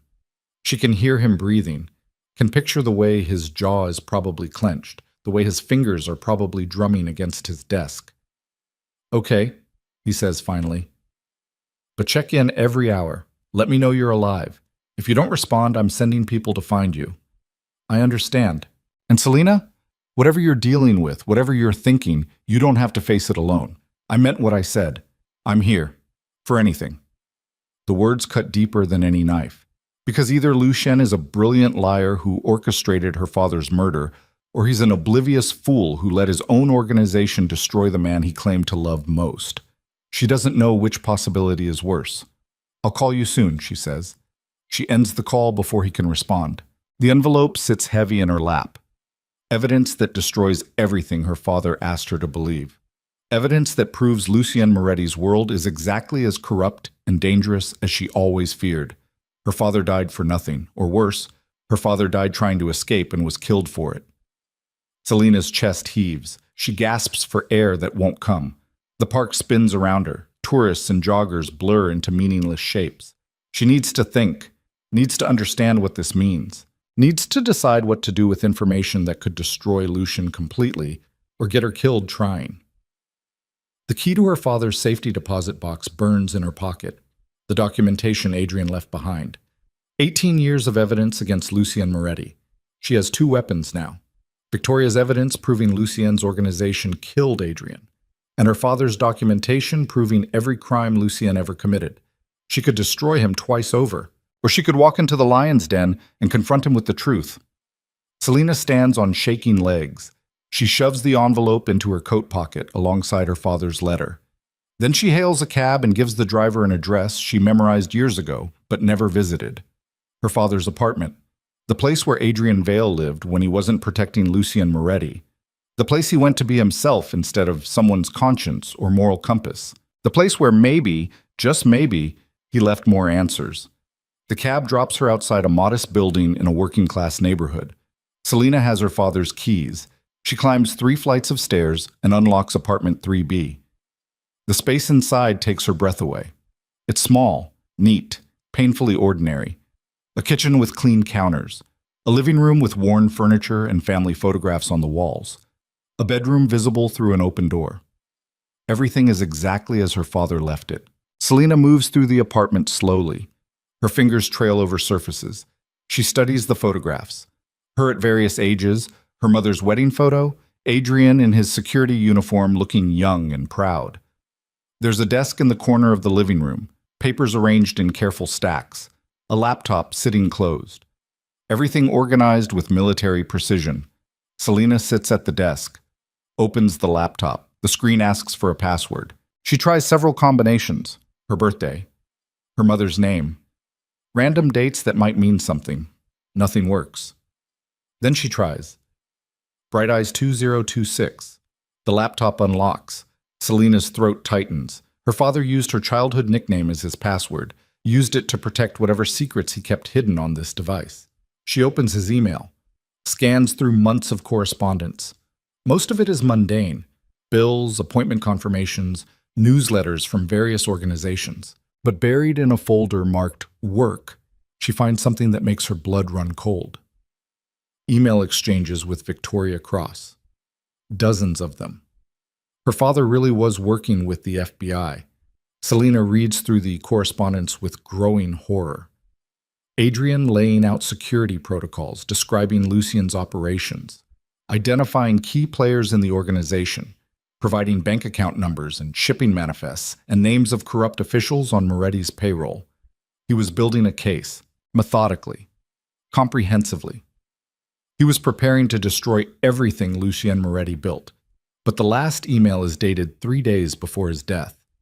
Victoria, I need to stop. Something's wrong. Marco is asking questions, watching me too closely. I think someone suspects.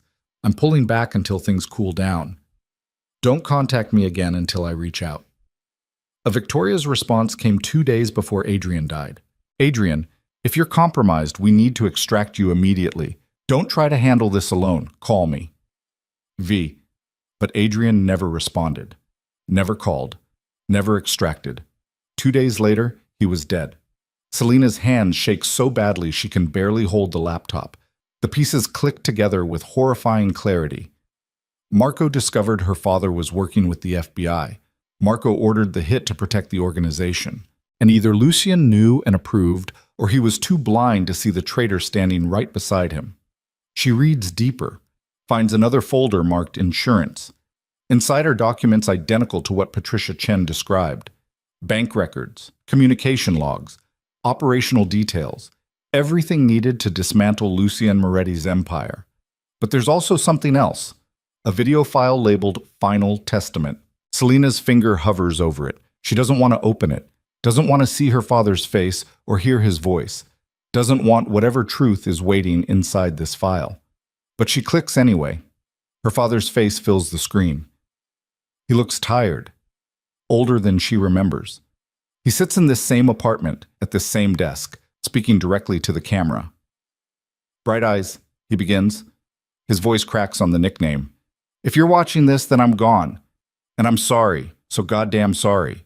He pauses, wipes his eyes. I lied to you in those letters. Not about everything. I do want you to trust Lucien. I do believe he's capable of being more than what his past made him, but I lied about why I stayed with him for 18 years. Adrian takes a shaky breath. I didn't stay because I believed in him. I stayed because I was trapped. 18 years ago, I witnessed something, a murder. Lucien's father killing a federal informant. I was in the wrong place at the wrong time, and I saw everything. Selena's stomach drops. Lucien's father gave me a choice, Adrian continues. Work for him or die. So I worked. I told myself I was doing good, guiding Lucien towards something better, making a difference. But the truth is, I was a prisoner, a hostage who learned to love his captor. Tears streamed down his face in the video.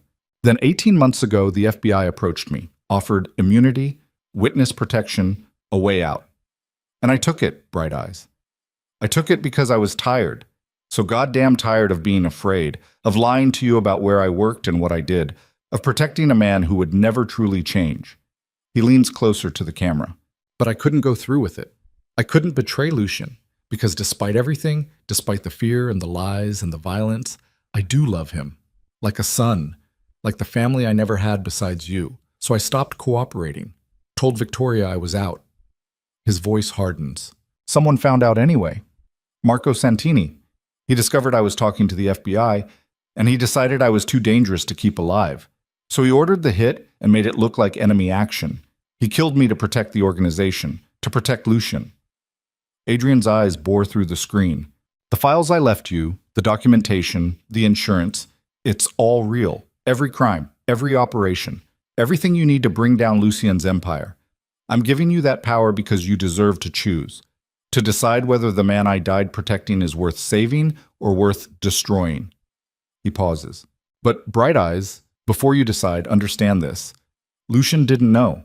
He didn't order the hit. He didn't betray me. Marco acted alone because he believed he was protecting someone he loved from a traitor. Adrian's voice cracks. And maybe he was right. Maybe I was the traitor. Maybe I betrayed the man who gave me purpose and meaning and family when I had nothing else. He wipes his face. So you choose. Destroy Lucien for building a world that got me killed. Or save him because he never actually betrayed me. I betrayed him first. The video ends. Selena sits frozen. The laptop screen fades to black. Her father's final testament echoes through her mind. Marco ordered the hit. Lucien didn't know. Her father betrayed them first. And now she holds the power to decide who pays for what crime. The apartment is silent except for her ragged breathing. Outside the window, the city continues its evening routine. The sun sets somewhere behind gray clouds. Shadows lengthen across worn furniture.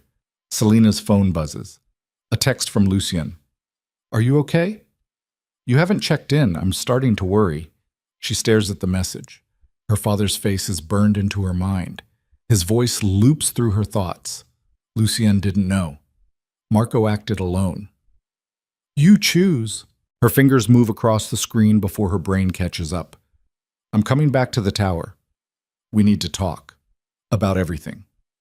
The response comes immediately. I'll be waiting. Selena closes the laptop, tucks her father's letters and the FBI evidence into her bag, stands on shaking legs and moves toward the door. She has two choices. Trust Victoria Cross. Wear a wire. Gather evidence against Lucien and help the FBI bring down his entire empire. Finish what her father started before fear made him stop. Or trust her father's final words. Believe that Lucien is innocent of Adrian's murder, that Marco is the real traitor, that the man her father died protecting deserves the chance to prove he's worth saving. The elevator ride down feels like descending into hell. Outside, Chicago has transformed into evening. Streetlights flicker on. Traffic thickens with rush hour. The city doesn't care about Selena Vale's impossible choice. She hails a cab, gives the driver the address for Moretti Tower, watches the streets blur past while her mind races through implications and consequences and the terrible weight of her father's final request. You choose. The tower looms against the darkening sky. Selena pays the cab driver and walks through the entrance. The security guard waves her through. The elevator climbs toward the penthouse, toward Lucy, toward the man who either orchestrated her father's death through willful blindness or who loved Adrian Vale as much as he claimed and was betrayed by his own organization. The elevator doors open. Lucien stands in the living room. He's changed clothes again, dark jeans and a white t-shirt. No tie, no armor. He looks younger like this, almost vulnerable. Then Selena sees what he's holding. A gun. Her father's service weapon. The same gun Adrian carried for 18 years while protecting the man standing in front of her. We need to talk, Lucien says quietly. His face is unreadable. About what your father was really doing before he died. Selena's blood turns to ice. What do you know? Her voice barely works. Everything. Lucien sets the gun on the coffee table between them. I know Adrian was working with the FBI. I know he was planning to testify. I know Marco found out and ordered the hit without my permission. He meets her eyes. And I know you've been carrying evidence that could destroy me since you left Patricia Chen's office this morning. The floor drops out from under Selena's feet. Lucien steps closer. His amber eyes are cold now, merciless. This is the crime lord who built an empire on fear and violence. So here's what's going to happen, he says softly. You're going to give me every piece of evidence your father left behind. The FBI documentation, the files from his apartment, everything. And then you're going to walk out of my life and never look back. Selena's hand moves toward her bag.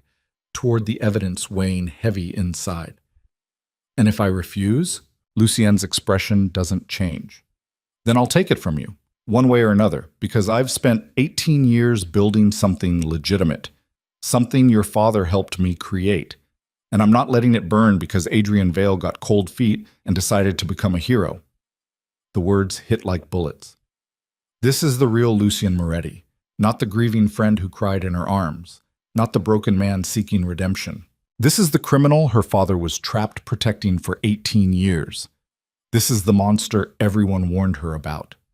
Selina's hand closes around her phone in her pocket. Victoria Cross's number is programmed in. One call and the FBI descends on this penthouse.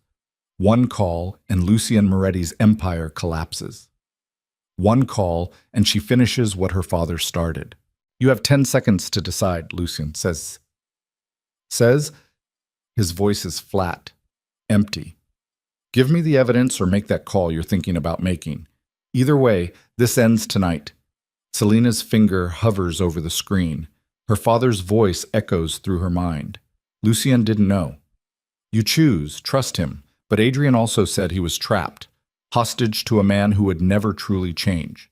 That Lucien's father forced him into servitude with threats and violence. That the Moretti family built their empire on graves. Time's up, Lucien says. He moves toward her, and Selina makes her choice. She hits dial. Selina's finger freezes over the call button. Not because she changes her mind, but because Lucien moves faster than thought. His hand shoots out and rips the phone from her grip before she can complete the connection. The device flies across the room and shatters against the far wall. Plastic and glass explode into fragments that scatter across expensive hardwood. Bad choice, Lucien says. His voice is cold, clinical. The warmth from their previous conversations has evaporated completely, replaced by something that makes Selina's blood run ice cold. She backs away. Her hand dives into her bag toward the evidence folders. If she can't call for help, maybe she can use the documentation as leverage. Bargaining power. But Lucien anticipates the move. He crosses the distance between them in 2 strides and yanks the bag from her shoulder. The strap tears. Papers spill across the floor. Her father's letters, the FBI evidence, photocopied bank statements.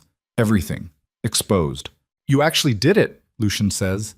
He's staring at the scattered documents like they're evidence of a crime he can't quite believe. You actually brought everything here. All the proof. All the leverage. You walked right into my home and handed me the ammunition to destroy you. Selina's heart hammers. If you hurt me, the FBI will know. Victoria Cross is expecting me to check in. If I don't, Victoria Cross is a Fed who's been chasing my organization for 3 years without making a single arrest stick. Lucien's laugh is hollow. You think I don't know about her? You think I haven't had people watching her every move? She approached you in Millennium Park this afternoon. You sat on that bench for 11 minutes. She gave you an envelope and fed you a story about Marco ordering the hit.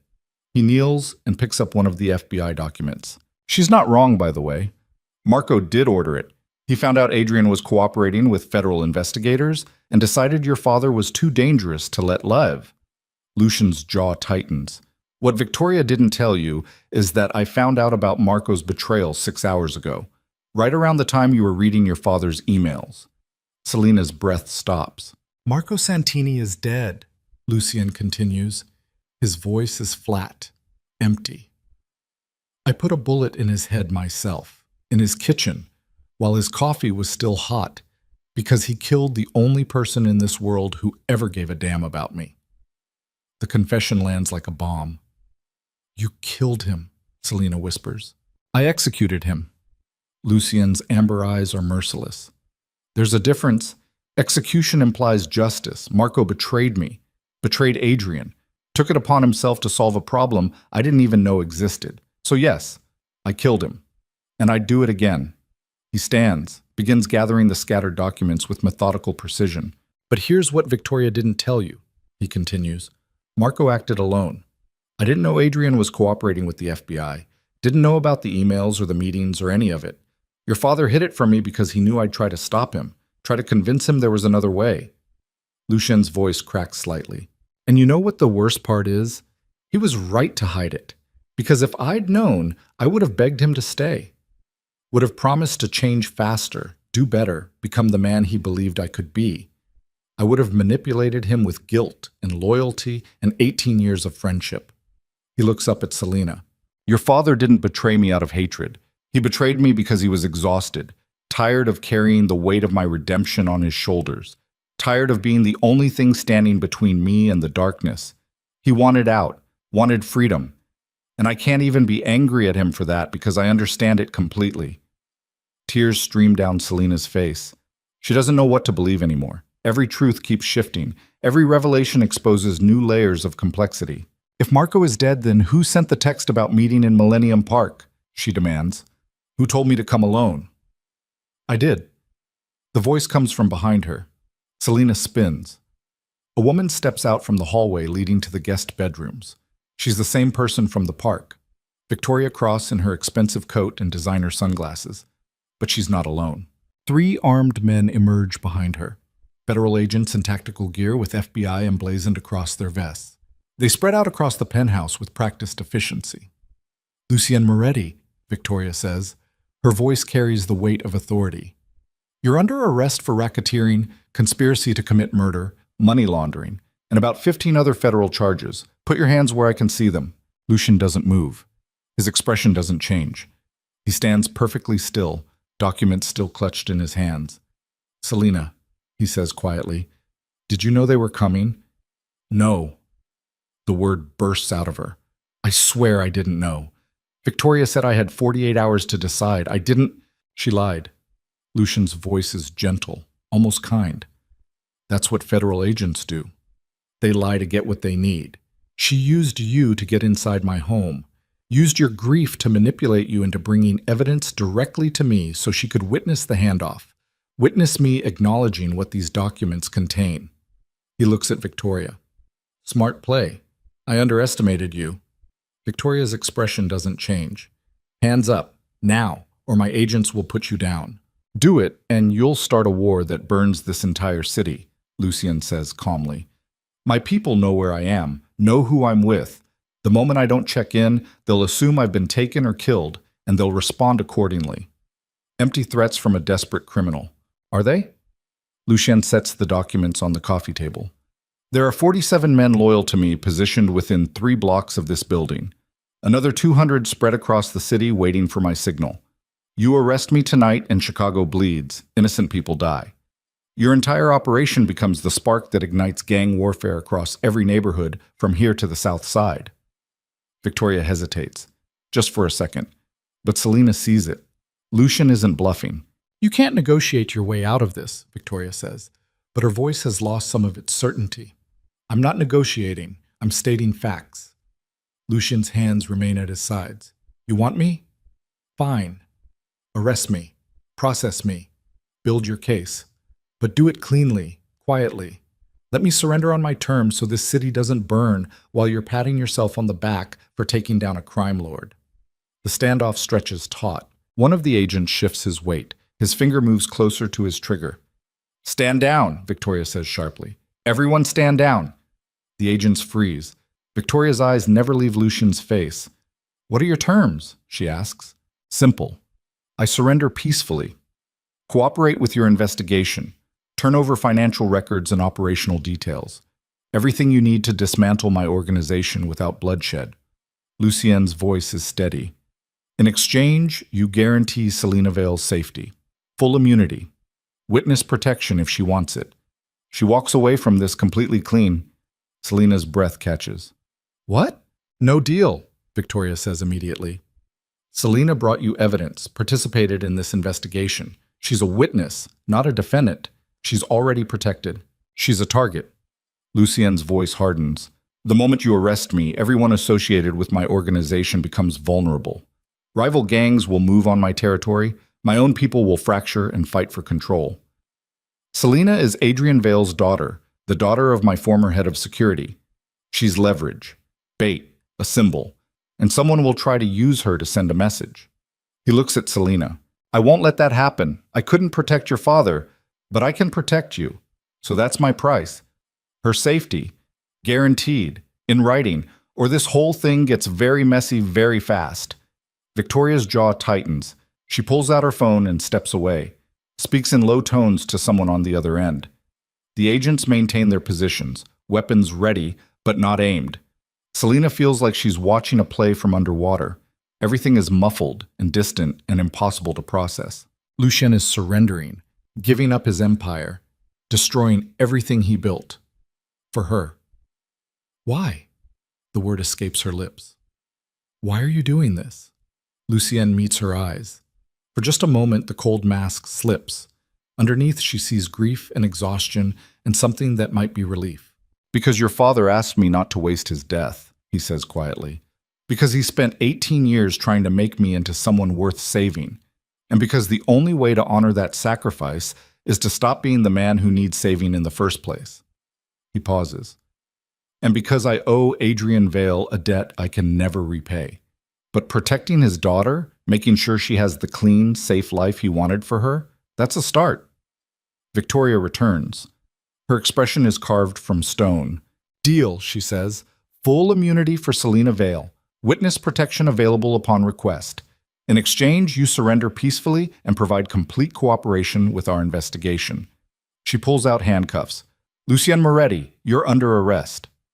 Lucien turns and puts his hands behind his back, without resistance. The cuffs click into place with a sound that echoes through the penthouse like a gunshot. Wait! Selina's voice cracks. You can't just... There has to be another way. A deal. Something that doesn't end with you in prison. There isn't. Lucien's voice is gentle. I've committed crimes, Selina. Real crimes. People died because of decisions I made. Money was laundered. Lives were ruined. Your father spent 18 years trying to clean up my mess, but the stains go too deep. This is the price. I pay it willingly. Victoria begins reading him his rights. The words wash over Selina like noise. She can't process them, can't make them fit with the reality unfolding in front of her. Two federal agents take Lucien by the arms, begin walking him toward the elevator. Selina! Lucien stops walking, turns to look at her one last time. There's a safe in my office, behind the bookshelf on the east wall. Combination is your father's badge number. Inside, you'll find documents transferring ownership of 3 legitimate businesses to your name. Completely clean operations, no criminal connections. Your father helped me build them. They're worth about $8 million. Her breath stops. I don't want your money. It's not my money. It's Adrian's legacy. The proof that his 18 years of work meant something, that he actually did transform part of my empire into something legitimate. Lucien's voice cracks. Take it. Build something good with it. Make his sacrifice count for more than just putting me behind bars. The agents pull him toward the elevator. Wait! Selina lunges forward. Victoria's hand shoots out to stop her, but Selina shoves past. She reaches Lucien just as the elevator doors open. My father's video, she says urgently. The one he recorded. He said you didn't know. That Marco acted alone. That you didn't betray him. Lucien's eyes close briefly. I know. I found the video 6 hours ago, same time I found out about Marco. Then why are you surrendering? You're innocent of his murder. You didn't order the hit. You didn't even know about the FBI investigation. Why are you confessing to crimes you didn't commit? Because I'm guilty of everything else. Lucien's voice is raw. Your father died trying to bring down my empire because he knew it was built on blood and corruption. The least I can do is finish what he started. Take responsibility, pay the price, stop running from the man I used to be. The elevator dings. One more thing, Lucien says. He looks directly at Victoria. The evidence Selina brought tonight, Adrian's documentation from the safety deposit box. It includes proof of police corruption, judges on my payroll, politicians who took bribes. You'll want to handle that carefully. Some of those names will surprise you. Victoria's expression flickers. Understood. The agents pull Lucien into the elevator. The doors begin to close. Selina watches his face disappear behind steel. The penthouse falls silent. Victoria turns to her. You're free to go. We'll need you to come in tomorrow to give an official statement, but for tonight you should get somewhere safe. Somewhere away from Moretti properties. I don't understand. Selina's voice is hollow. He just surrendered, gave you everything. Why do you look disappointed? Because this isn't how these things are supposed to end. Victoria's voice is tired. Criminals are supposed to fight, run, deny everything. They're not supposed to just give up. Maybe he's not the criminal you thought he was. He killed Marco Santini in cold blood 6 hours ago. Victoria's eyes are hard. He's exactly the criminal I thought he was. He's just also complicated in ways that make this job harder than it should be. She gestures to the scattered documents on the floor. Gather your father's things. Take whatever you need from this place. But do it quickly. Once word gets out that Moretti's been arrested, this building becomes a target. Victoria and her agents leave without ceremony. The penthouse door closes with a soft click. Selina stands alone in the massive space, surrounded by expensive furniture and city views and the ghost of her father's presence in every corner. She should leave, should run as far and fast as possible from this nightmare. But her feet carry her to Lucian's office instead. She finds the bookshelf on the east wall, pulls it aside to reveal a wall safe with an electronic keypad. Her father's badge number, 4782.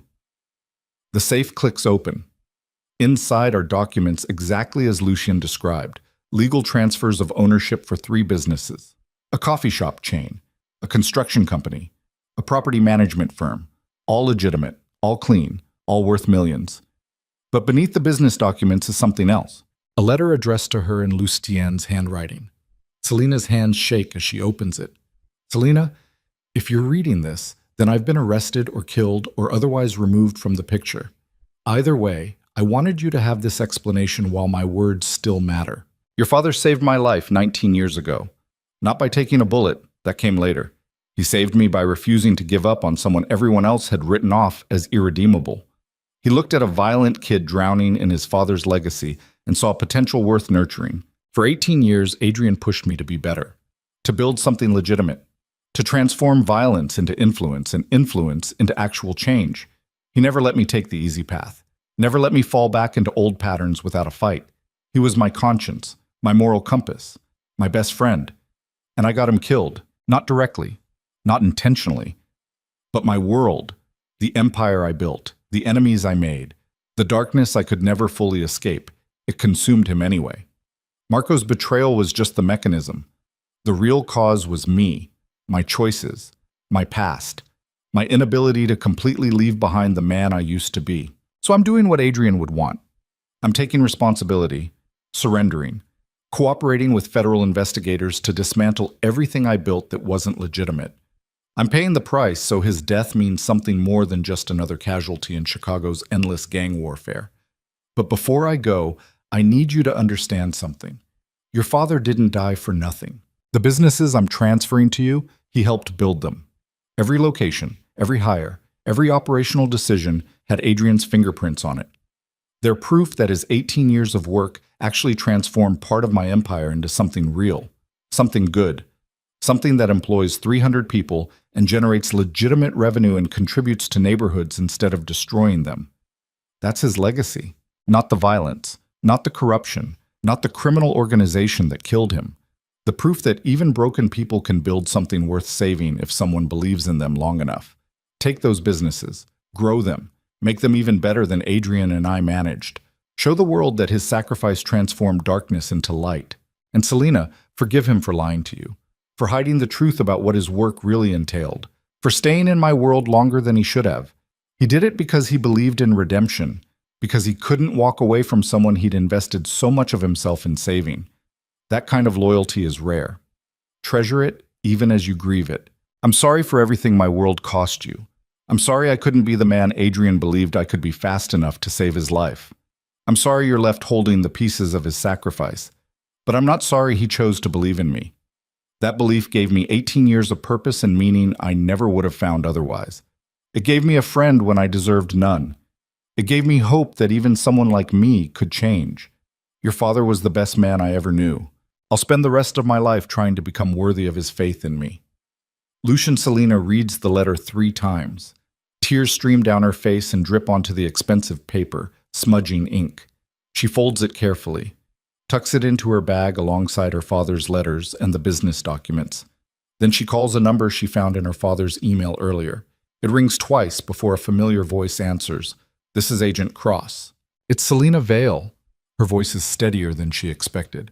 I want to know exactly what happens to Lucian Moretti now, what charges he's facing, what kind of sentence he's looking at, everything. Victoria is quiet for a moment. Why? Because my father spent 18 years of his life trying to save that man, and I need to know if his sacrifice actually accomplished anything, or if Lucian Moretti is just going to rot in a cell while pretending he's changed. He's facing significant prison time, 20 years minimum, possibly life depending on what evidence we uncover during the investigation. The number hits like a punch to the gut.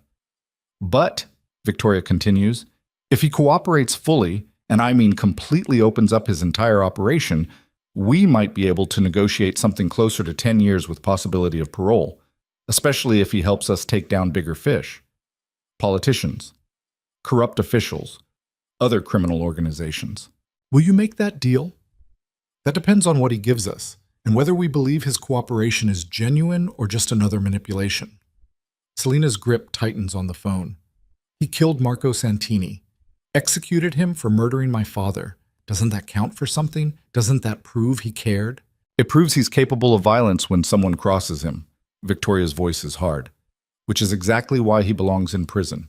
Look, I understand you have complicated feelings about Moretti. He was your father's friend. He protected you. He surrendered to keep you safe, but none of that erases his crimes. I know. Do you? Because from where I'm standing, it looks like you're trying to find reasons to forgive him, to see him the way Adrian did. But your father was trapped in Moretti's world for 18 years. Stockholm Syndrome is real, Selina. Just because Adrian believed in Lucian doesn't mean that belief was rational. The words cut deep because part of Selina knows they're true. What happens now? She asked quietly. Now you give your statement, turn over any remaining evidence.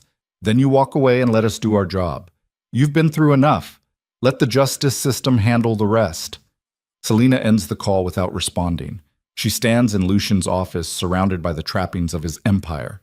Expensive furniture, original art, windows overlooking a city he once controlled through fear and violence. Her phone buzzes. A text from an unknown number. They're lying to you. Selina's blood runs cold. She stares at the message. Another text arrives. Moretti didn't kill Marco. Marco is still alive. This whole thing is a setup.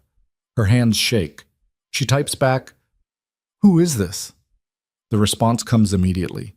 "Someone who worked with your father. Someone who knows the truth about what really happened. Meet me, alone. I'll explain everything." "Where?" "The rooftop where Adrian died. Midnight. Come alone or don't come at all." Selina's heart hammers. This could be a trap. Could be the Bratva, or remnants of Lucian's organization, or anyone with a grudge. Could get her killed. But it could also be the truth. The real truth beneath all the lies and manipulations and carefully constructed narratives everyone keeps feeding her. She checks the time. 11:17 p.m. 43 minutes to decide. Selina moves through the penthouse gathering what she needs. Her father's letters. The business documents. The evidence from the FBI. Everything that matters fits in one bag. She takes the elevator down, walks out into Chicago's night air. The city feels different now. Darker. More dangerous. Like the streets themselves know that the man who controlled them for 19 years is gone. A cab pulls up. Selina gives the driver an address 3 blocks from the rooftop location. She'll walk the rest of the way. Approach carefully. Make sure she's not being followed. The cab drops her at a 24-hour diner. She goes inside. Orders coffee she doesn't drink. Watches the street through the window. 11:38 p.m. 22 minutes. A black SUV cruises past. Then another. Selina recognizes them, vehicles from Lucian's fleet. But who's driving them now? Who's giving orders with Lucian in federal custody? She leaves cash on the table, slips out the side door, moves through alleys and side streets with the paranoia her father taught her during their few honest conversations about his work. The building where Adrian died is an abandoned manufacturing facility slated for demolition. 6 stories of crumbling brick and broken windows. The perfect place for a sniper to set up. The perfect place for her father to bleed out on concrete. Selina approaches from the south, finds the service entrance already jimmied open, climbs stairs that creak with every step. The rooftop door is propped open with a brick. She steps out into cold night air. Chicago's skyline glitters in every direction. The same view her father saw before he died. "You came." The voice comes from the shadows near the northern edge.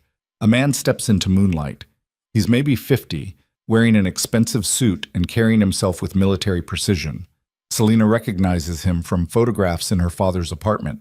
Thomas Chen, Adrian's former partner from his days as a cop, the friend who helped him transition into private security 19 years ago. Uncle Tommy? The childhood name slips out before she can stop it. She hasn't seen him in 15 years, not since her mother's funeral. Hello, Bright Eyes. His smile is sad. I'm sorry it took your father's death for me to reach out. I should have done it sooner. What are you doing here? What's this about Marco still being alive? Tommy's expression hardens. Everything you've been told is a lie. The FBI didn't arrest Lucien tonight. They never entered that penthouse. What you witnessed was theater. Selina's world tilts. What? Lucien Moretti is still free, still in control, still running his empire. Tommy pulls out his phone, shows her a photograph time-stamped 20 minutes ago. It shows Lucien standing in what looks like a warehouse, very much not in handcuffs, speaking to a group of armed men. Victoria Cross isn't FBI, Tommy continues. She's private intelligence, corporate espionage. She works for the Volkov Bratva. The revelation hits like a freight train. No, that's impossible. She had credentials, agents, tactical gear. All fake. All part of an elaborate con to get you to lead them to Adrian's documentation. To see what evidence your father left behind that could threaten their organization. Tommy's voice is gentle but firm. They played you, Selina. Used your grief to manipulate you into bringing everything directly to Lucien so they could see what he knew, what your father told him. Selina's knees buckle. She catches herself against the rooftop ledge. But the arrest, the surrender, Lucien confessed to everything. Did he? Or did he just play along with their theater to keep you safe? Tommy steps closer. Think about it. Victoria shows up with agents, threatens arrest. Lucien negotiates for your immunity. Then they take him away while you're left standing there with all the evidence. He pauses. But here's what doesn't make sense. If the FBI really arrested him, where are the booking photos, the press conference, the news coverage? It's been 3 hours. A crime lord of Lucien Moretti's profile getting arrested should be front-page news, but there's nothing. Complete media silence. Selina's mind races. She pulls out her phone. Searches for news about Lucien's arrest. Nothing. No alerts. No breaking news. No police statements. What's really happening? She whispers. War. Tommy's voice is grim. The Bratva used you to confirm what they suspected, that Adrian left evidence of their operations mixed in with documentation about Moretti. They needed to know what you had before making their move.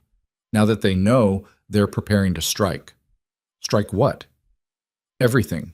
Lucien's remaining operations, his legitimate businesses, anyone associated with him. Tommy's eyes bore into hers.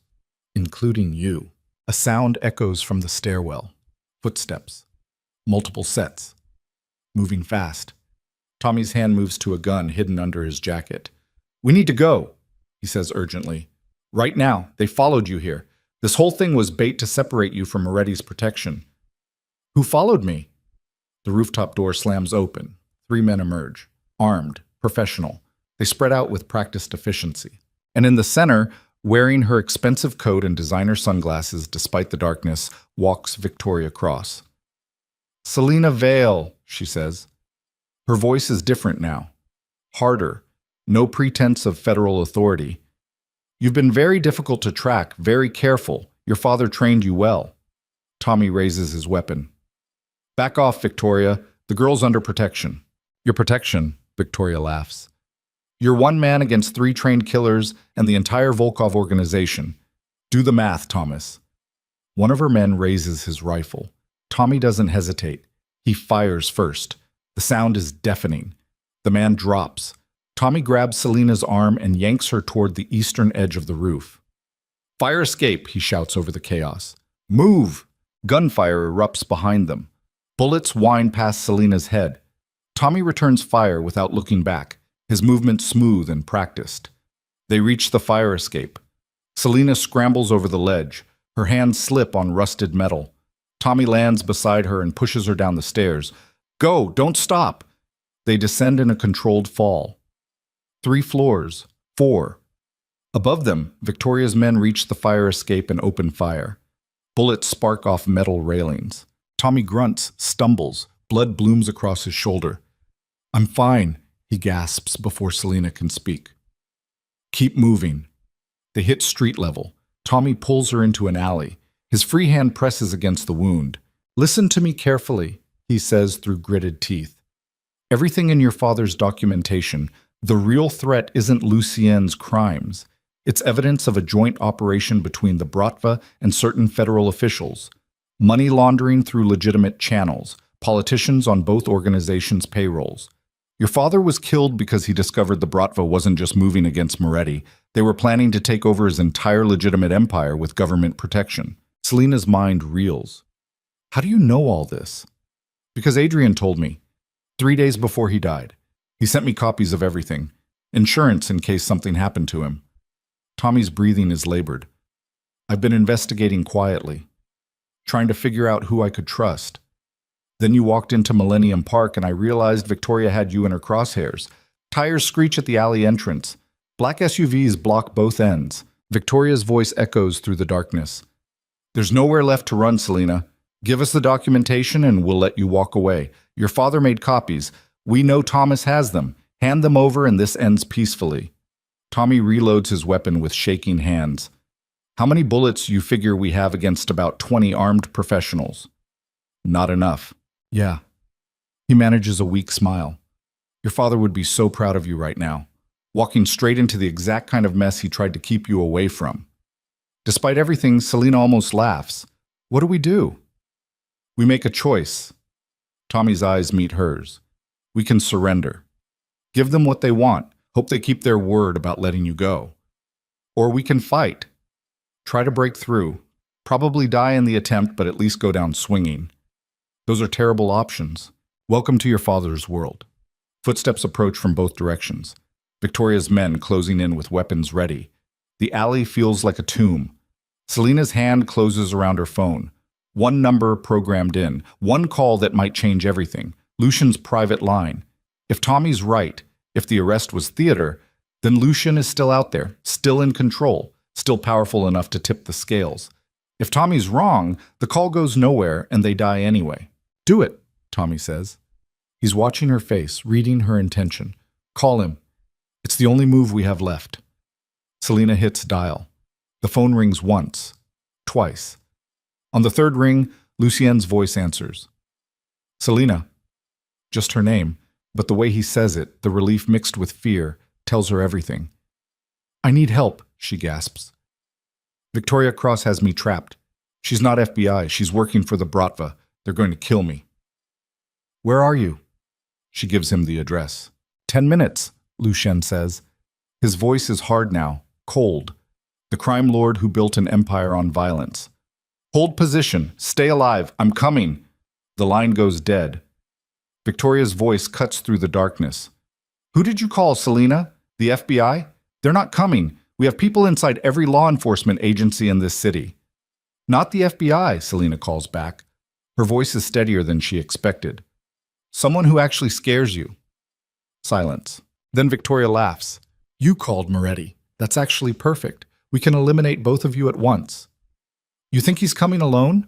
Selina's heart hammers, but she keeps her voice confident. "You think the man who controlled this city for 19 years doesn't have an army at his fingertips?" More silence. Tommy grips her arm. "Whatever happens in the next 10 minutes, stay behind me. Don't try to be a hero. Your father would never forgive me if I let you die. He'd never forgive me if I let you die either. I'm already dead." Tommy's smile is grim. "This shoulder wound is worse than it looks. I'm bleeding out slowly. Best I can do is buy you time." "No, not your choice, Bright Eyes." He squeezes her arm once. "Adrian saved my life 20 years ago. Let me return the favor by saving his daughter." Before Selina can argue, Tommy steps out of cover, raises his weapon. "You want to fight?" he shouts into the darkness. "Come and get one."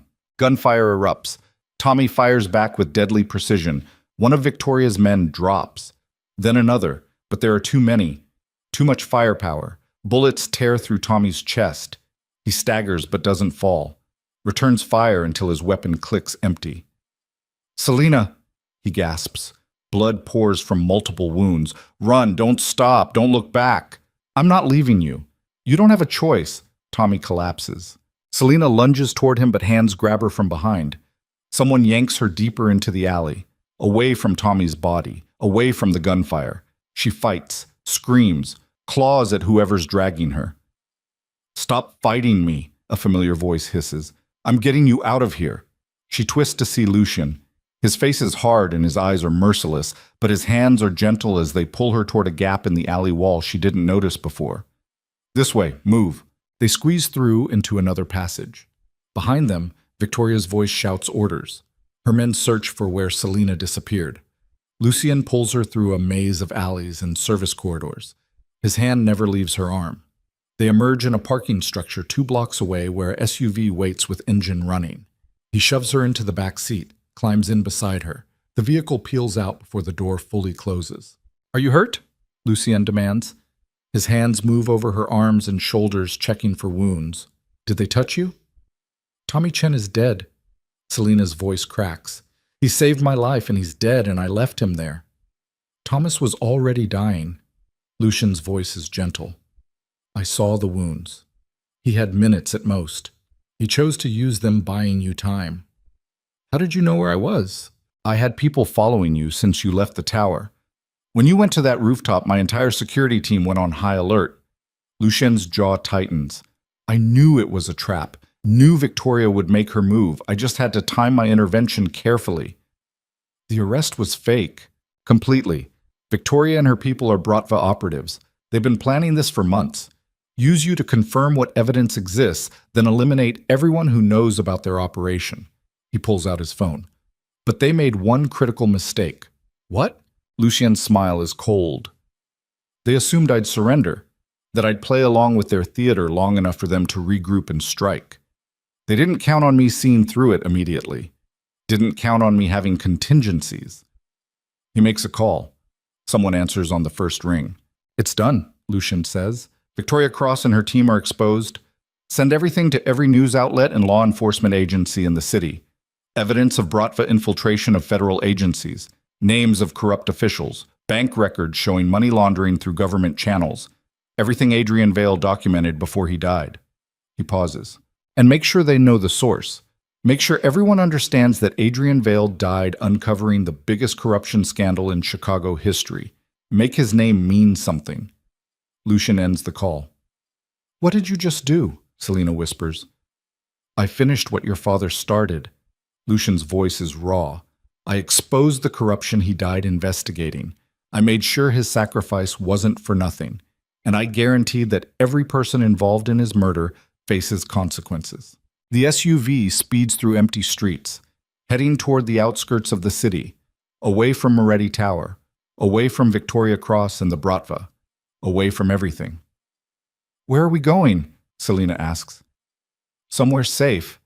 Somewhere they can't reach you while this whole thing burns down. Lucian looks at her. His amber eyes are exhausted. I'm sorry. For all of it. For failing to protect your father. For dragging you into this nightmare. For every moment of pain my world has cost you. Stop apologizing. I can't. I won't. His voice cracks. Adrian Vale was the best man I ever knew, and I got him killed. I'll spend the rest of my life apologizing for that. Selina stares at him, at this dangerous man who surrendered his empire to protect her, who orchestrated an elaborate counter-operation to expose corruption her father died investigating, who just saved her life at significant risk to his own. Her father asked her to trust him. Maybe Adrian saw something she's only beginning to understand. What happens now? She asks quietly. Now the city burns. Lucian's voice is hard. The evidence goes public. Federal agencies start internal investigations. Politicians scramble. The Bratva loses their protection, and everyone who played a part in your father's death faces justice. He pauses. And you stay hidden until it's safe, until every threat is eliminated, until I can guarantee no one will use you as leverage ever again. How long will that take? Lucian meets her eyes. As long as it takes. The SUV continues through the night, carrying them away from the city, away from the violence. Away from everything except the impossible bond forged between two people who loved the same man enough to destroy empires in his memory. And somewhere in the darkness, Adrian Vale's sacrifice begins transforming into something that might actually be called justice. The safe house sits 40 miles outside Chicago in a town too small to have a name anyone remembers. It's a farmhouse that looks abandoned from the road. Peeling paint, sagging porch, windows covered with years of grime. But inside the space is clean and functional. Reinforced doors, security cameras. Enough supplies to last months if necessary. Selena stands at the kitchen window watching dawn break over empty fields. She hasn't slept. Can't sleep. Every time she closes her eyes, she sees Tommy Chen collapsing in that alley. Sees her father's face in the video he recorded. Sees Lucien being led away in handcuffs that turned out to be theater. Behind her, Lucien sits at the kitchen table with a laptop and 3 phones. He's been making calls and sending encrypted messages for the last 6 hours. Coordinating, planning, dismantling the Bratva's operation piece by piece. "It's done," he says finally. His voice is rough from exhaustion. Every news outlet in the city has the evidence. Federal prosecutors are already convening grand juries. The corruption scandal is front-page news. Selena doesn't turn around. And Victoria Cross? In the wind. She disappeared the moment the story broke, but she can't hide forever. Too many people want her head now, both sides of the law. Will she come after me? Lucien is quiet for a moment. Probably. Eventually. Which is why you need to disappear too. New identity, witness protection. The FBI, the real FBI this time, is already preparing paperwork. Now Selena turns. I'm not running. You don't have a choice. I always have a choice. Her voice is hard.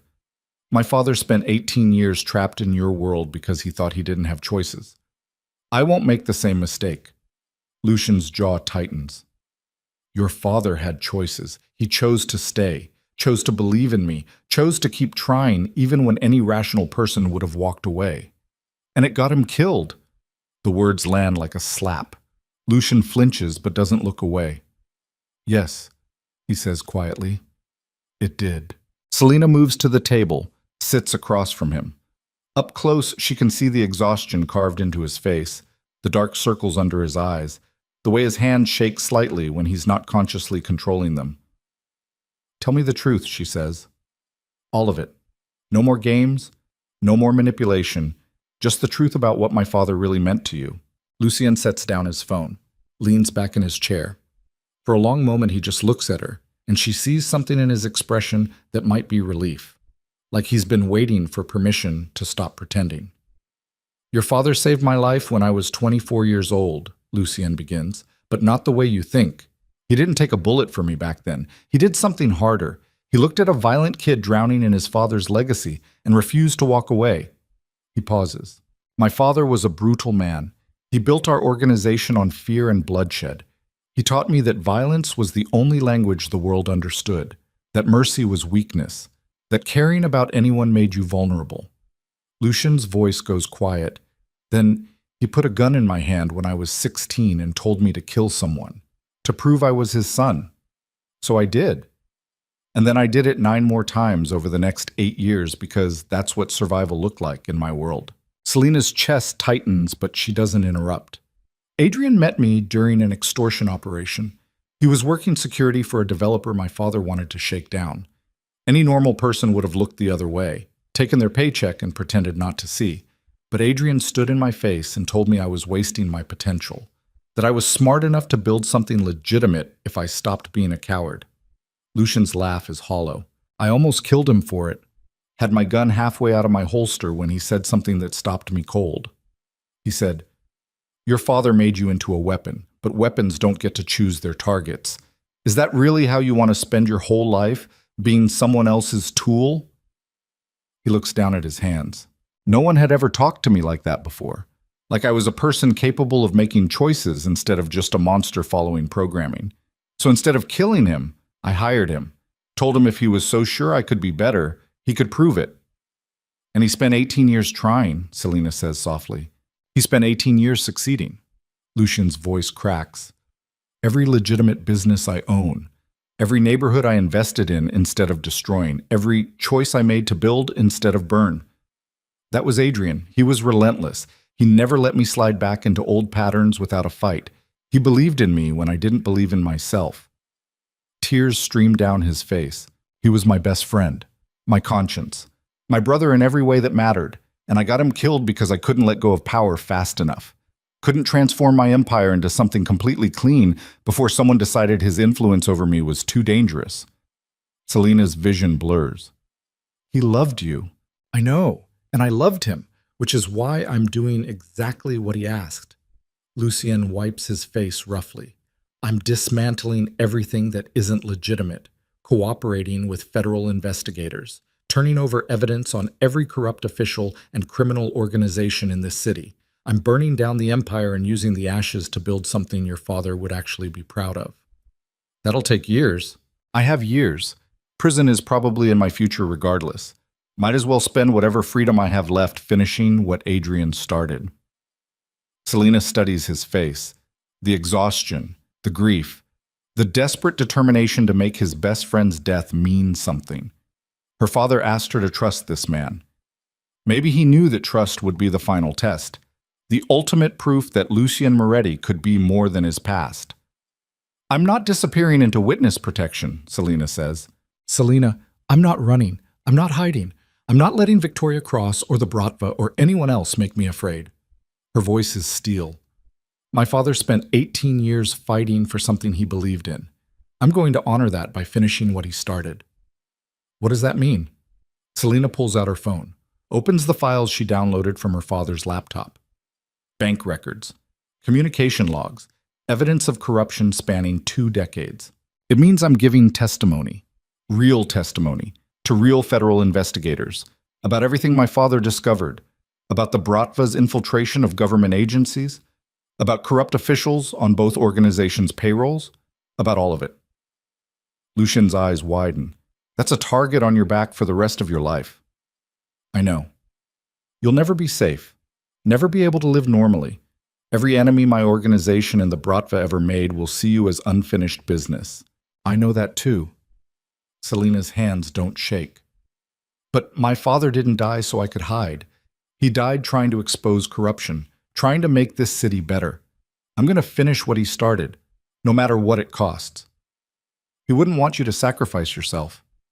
He did exactly that, sacrificed himself trying to change things. The least I can do is honor his example. Lucien stares at her.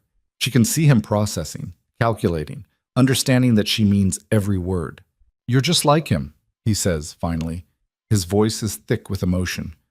Stubborn, loyal, willing to throw yourself into fire for something you believe in. Is that a compliment? It's a warning. Lucien leans forward.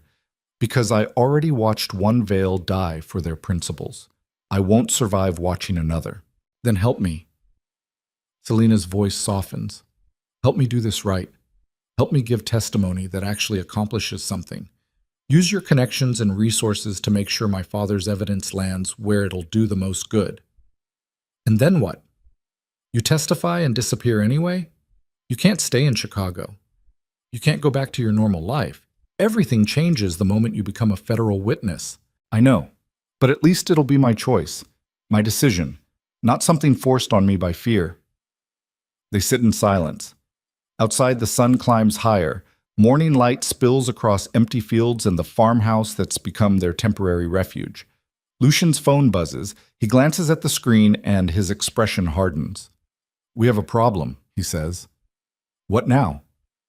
The Bratva knows where we are. Someone leaked our location. We have maybe 20 minutes before they arrive in force. Selena's heart hammers. How many? Enough to make this a fight we can't win. Lucien stands, moves to a cabinet and pulls out 2 handguns. There's an escape route through the basement, tunnel that leads to the tree line half a mile away, vehicle waiting on the other side. He hands her one of the guns. You remember how to use this? Dad taught me when I was 16. Selena checks the magazine. Full. He said every Veil should know how to protect themselves. Smart man. Lucien's voice is grim. We move fast. We move quiet. We don't engage unless absolutely necessary. Our goal is to reach that vehicle and disappear before they can establish a perimeter. What about your people, your security team? Already moving into position, they'll provide cover and delay pursuit, but we can't rely on them getting here in time. We need to move now. Selina follows him to the basement. The tunnel entrance is hidden behind a false wall. Inside, it's narrow and dark and smells like damp earth. Lucian hands her a flashlight. Stay close. Don't stop moving no matter what you hear. They enter the tunnel. The walls press close on either side. Selina's breathing sounds loud in the confined space. Behind them, she can hear the faint sound of vehicles approaching the farmhouse. They're halfway through when gunfire erupts above. The Bratva found them. Lucien picks up the pace. They're nearly running now. The tunnel slopes upward. Ahead, Selina can see a faint rectangle of light. They burst out into a small clearing. The exit is camouflaged by brush and fallen logs. Lucien pulls her toward the tree line. More gunfire. Closer now. Voices shouting in Russian. They break into a full sprint. Trees blur past. Branches whip Selina's face. Her lungs burn, but she doesn't slow down. The vehicle is exactly where Lucien said it would be. A nondescript sedan with keys in the ignition. They pile in. Lucien guns the engine and the car lurches forward. Behind them, men emerge from the trees. Weapons raised. Bullets punch through the rear window. Safety glass shatters. Selina ducks low in her seat. Lucien doesn't slow down. He navigates dirt roads with precision, putting distance between them and their pursuers. 5 minutes. 10. The gunfire fades. Finally, Lucien pulls onto a paved highway, merges with normal traffic, slows to exactly the speed limit. We're clear, he says. His knuckles are white on the steering wheel. For now. Selina sits up slowly. Her hands are shaking. Adrenaline crashes through her system, leaving exhaustion in its wake. They won't stop, she says quietly. Will they? No, they can't afford to. You have too much evidence, know too much. As long as you're alive, you're a threat to their entire operation.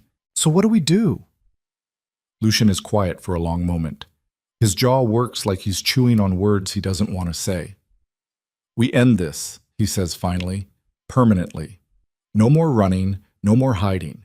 We force a confrontation on our terms and eliminate the threat completely. How? We give them what they want. We let them think they've won, and then we destroy them from the inside. Selina's stomach drops. You want to use me as bait. I want to give you a chance to finish what your father started, to expose the corruption he died investigating, to make sure every person involved faces consequences. Lucien's voice is hard, but yes, that means putting you in danger, making you visible, drawing them out. And if it goes wrong, then we both die. But at least we die fighting instead of running. The car continues down the highway. Chicago's skyline appears in the distance. The city her father died protecting. The city that killed him for trying to make it better. Selina thinks about Tommy Chen bleeding out in an alley, about her father's video confession, about 18 years of sacrifice and loyalty and belief in redemption. Okay, she says, tell me the plan. Over the next 3 hours, Lucien lays it out. They'll leak Selina's location to the Bratva through channels that appear legitimate. Make it look like a federal safe house with minimal security. Draw Victoria Cross and her team into a trap.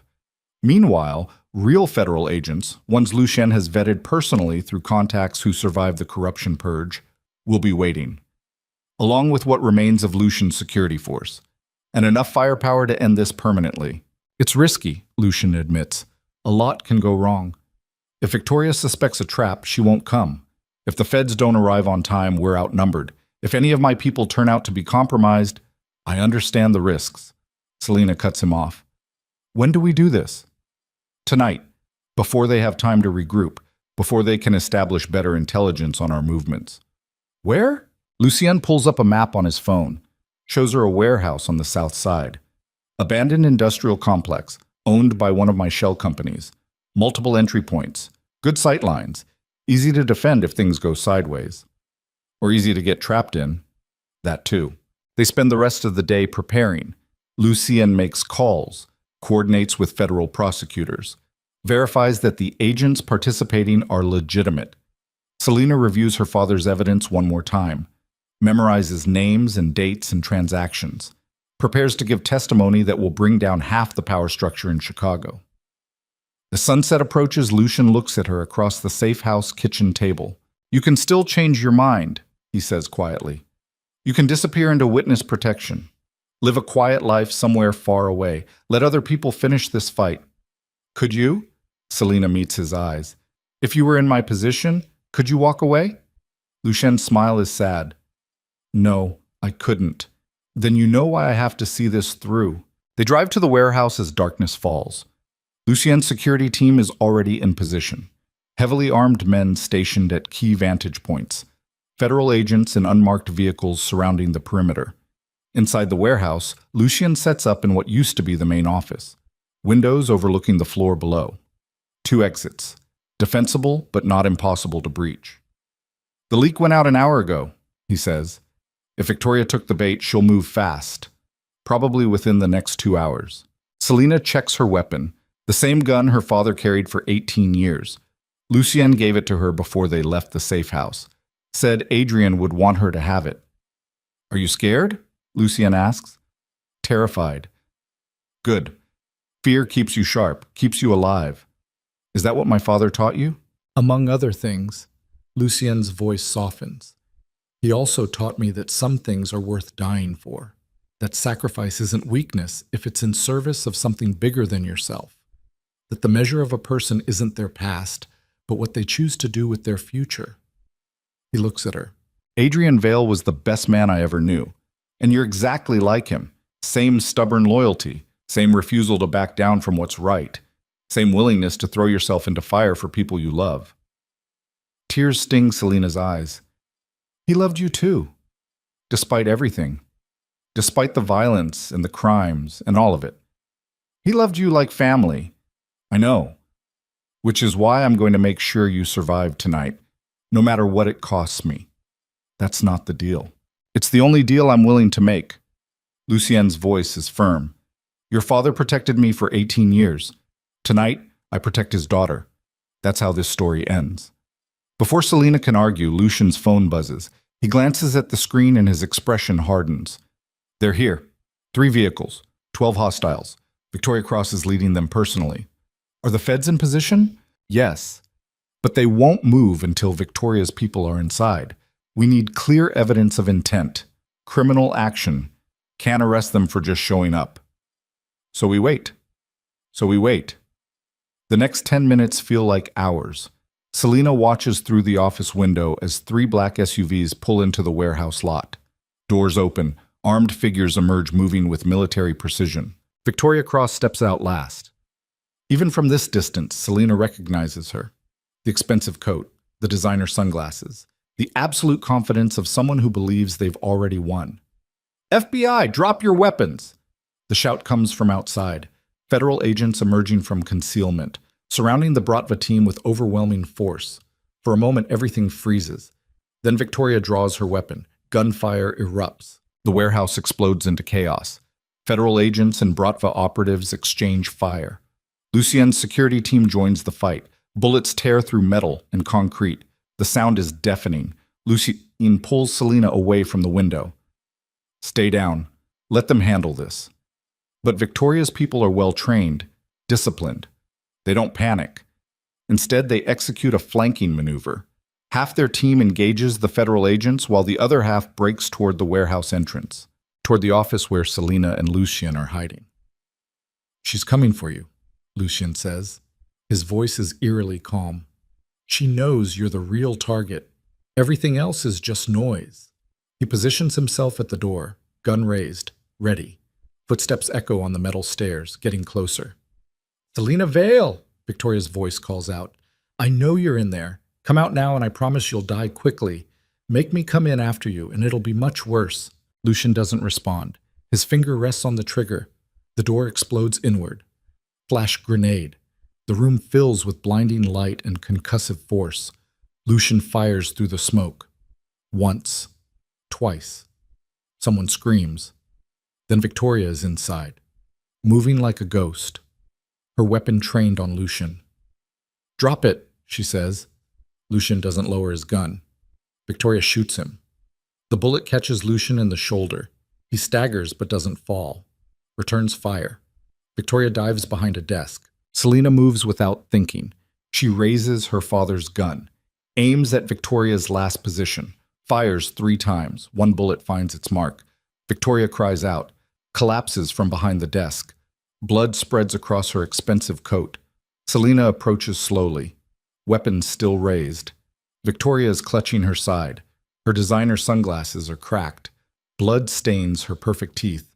"You have your father's aim," Victoria gasps. "He would be proud." "Don't talk about my father." Selena's voice is cold. "You don't get to say his name." Adrian Vale was a good man, better than he deserved to be, working for scum like Moretti. Victoria's laugh is wet. "But good men die just as easily as bad ones. Lesson learned." "Why did you kill him?" The question tears out of Selena. What did he do to deserve being shot like an animal? He knew too much, discovered the operation we'd spent years building. If he'd testified, the entire corrupt network would have collapsed. Politicians we own, judges on our payroll, federal agents who look the other way. Victoria coughs blood. He was a threat, so we eliminated him. You eliminated a hero. No such thing, just people who haven't been killed yet. Selena's finger tightens on the trigger. It would be so easy. 1 bullet, justice for her father, for Tommy Chen, for everyone Victoria's organization has destroyed. "Do it," Victoria says. Her eyes glitter with pain and something that might be respect. "Finish it. Prove you're your father's daughter." Selena's hand shakes. The gun feels impossibly heavy. Behind her, Lucien speaks. His voice is rough from pain but steady. "Don't," he says. "Don't become what they are. Your father would want better for you." "My father is dead because of her." "I know, but killing her in cold blood won't bring him back, won't make the pain stop. Will just add another weight to your soul that you'll carry forever." Selena's vision blurs with tears. Her father's face flashes through her mind. Not the corpse on the medical examiner's table, but Adrian alive, smiling, calling her bright eyes, and believing she could be better than the violence surrounding them. She lowers the gun. "Federal agents are outside," she says to Victoria. "They'll take you into custody. You'll face trial for corruption, murder, everything. You'll spend the rest of your life in prison." Victoria's laugh is bitter. "You think prison holds people like me? I'll be out in 2 years, maybe less, and then I'll find you. I'll finish what I started. Then I'll be ready." Footsteps pound up the stairs. Federal agents burst into the office. They secure Victoria, check Lucien's wound, take statements. The warehouse is chaos. Paramedics. Crime scene investigators. News vans arriving to capture footage of one of the biggest corruption busts in Chicago history. Selena sits on the hood of an ambulance while an EMT checks her for injuries. She's not hurt. Not physically. But something inside her feels fundamentally changed. She killed someone tonight, shot Victoria Cross in self-defense, but still took a life. The weight of it settles on her shoulders like concrete. Lucien appears beside her. His shoulder is bandaged and his arm is in a sling, but he's walking. The EMT tried to make him sit, but he refused. "How are you holding up?" he asks. "I don't know." Selena's voice is hollow. "I keep waiting to feel something, satisfaction, relief, anything. But I just feel empty." "That's normal. Taking a life, even in self-defense, it changes you. Your father struggled with it for years after his first shooting as a cop. Did he ever get past it? He learned to live with it, found ways to make the weight bearable." Lucien sits beside her. "He told me once that the key was remembering why you did it, what you were protecting, who you were saving." Selena looks at him. "I was protecting you." "I know, and I'll spend the rest of my life making sure that sacrifice meant something." They sit in silence watching federal agents load Victoria Cross into an ambulance. She's alive, wounded but stable. She'll face trial. Multiple counts of murder, corruption, racketeering. The evidence Selena's father gathered will ensure she never sees freedom again. "It's over," Lucien says quietly. "Victoria's arrested. The Bratva's operation is exposed. Corrupt officials are being rounded up. Your father's evidence is doing exactly what he hoped it would." "What about you?" Selena asks. "What happens to Lucien Moretti now?" "Now I keep my promise. I cooperate with federal investigators, turn over everything, help dismantle the criminal infrastructure your father spent 18 years trying to reform." He pauses. "I'll probably go to prison, 5 years, maybe 10, but I'll come out the other side as someone your father would actually be proud of. He was already proud of you. Lucien's eyes close briefly. I hope so. A federal prosecutor approaches. A woman in her 40s with sharp eyes and a no-nonsense demeanor. She introduces herself as Sarah Martinez. Ms. Vale, she says, I need to take your statement. Everything that happened tonight, everything your father documented, all of it. Selena stands. I'm ready. This will take hours, possibly days. The evidence your father gathered is extensive. It implicates dozens of people across multiple agencies. This is going to be the biggest corruption case in Chicago history. I understand. Sarah looks at Lucien. Mr. Moretti, you'll need to come with us as well. We have questions about your organization's involvement. I'll answer everyone. Lucien stands, meets Selena's eyes one last time. Thank you for trusting me, for finishing what Adrian started, for being exactly who your father believed you could be. Thank you for protecting me, for honoring your promise to him. They're led to separate vehicles, separate destinations. The beginning of a process that will take months, maybe years. But as Selena sits in the back of a federal car watching Chicago's skyline approach, she feels something shift inside her chest. Not peace, not yet, but purpose. Her father died trying to make this city better, died believing that corruption could be exposed and justice could prevail, died hoping his sacrifice would mean something. Selena will make sure it does. 18 months later. The sun rises over Lake Michigan, painting the water gold and pink. Selena stands at the shoreline with her hands wrapped around a cup of coffee. Behind her, the city wakes up. Traffic builds. People start their morning routines. Everything has changed. Victoria Cross is serving 30 years in a federal supermax. The corruption scandal her arrest exposed brought down 17 politicians, 23 law enforcement officials, and dismantled one of the largest criminal networks in the Midwest. Adrian Vale's name is everywhere. Hero cop turned private security, the man who died exposing corruption. Schools and community centers are being named after him. His story is taught in criminal justice courses. His sacrifice meant something. Lucien Moretti is serving 7 years in a medium security facility downstate. He cooperated fully with investigators, turned over everything, helped prosecute the last remnants of the Bratva's operation. The judge took his cooperation into account during sentencing. Selena visits him once a month. They talk about her father, about the legitimate businesses she's running using the money Lucien transferred to her, about how the city is changing, healing. He tells her about the classes he's taking, business administration, criminal justice reform, how to help ex-offenders reintegrate into society. He's planning for a future where his past doesn't define him. Sometimes they talk about what comes next, when he's released, what role he might play in the empire they're transforming from criminal enterprise into something legitimate, something Adrian would actually be proud of. Other times they just sit in silence, two people bound together by loss and loyalty and the impossible burden of honoring a good man's memory. The businesses her father helped build are thriving. 300 employees across coffee shops, construction projects, and property management, all legitimate. All clean, all contributing to neighborhoods that desperately need investment. Selena has poured everything into them. Her creativity, her determination, her father's unwavering belief that broken things can be made whole if someone cares enough to try. She's not the same person she was 18 months ago. The grief is still there, crushing and absolute, but it's evolved into something else, something that drives her forward instead of pulling her under. Her phone buzzes. A text from an unknown number.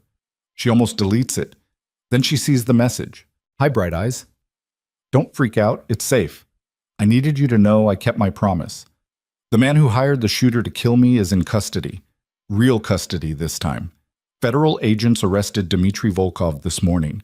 They found evidence connecting him to Marco Santini's original order. Justice is slow, but it arrives eventually. Your father would be proud of you.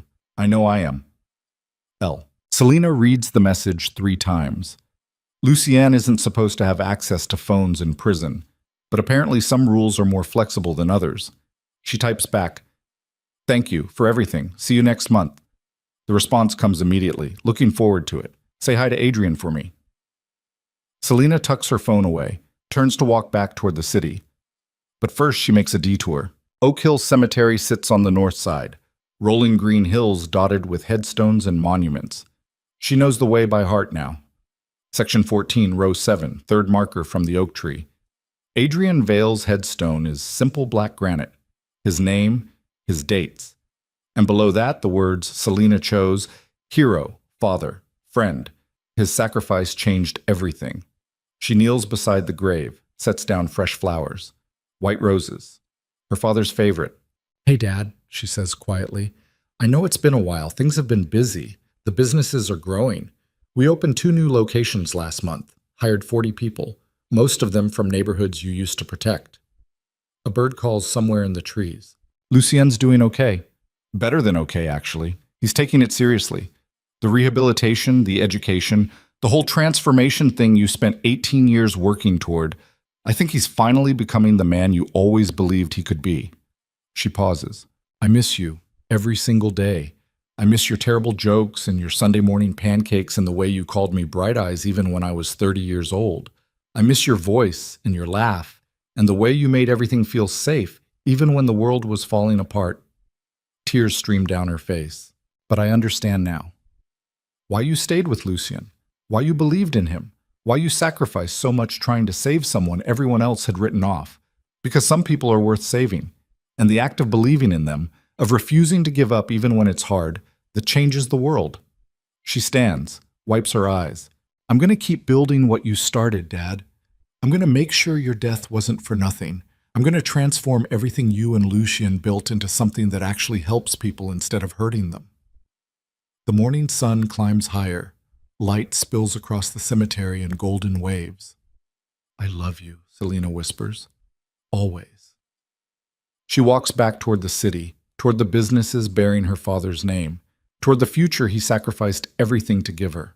Behind her, Adrian Vale's headstone catches the morning light, and somewhere in the quiet glow of dawn, his daughter continues honoring him the only way that matters, by becoming exactly the person he believed she could be, by transforming his sacrifice into something beautiful, by proving that even in a world built on violence and corruption, one person's faith in redemption can change everything. The city wakes up around her. Chicago moves through another morning.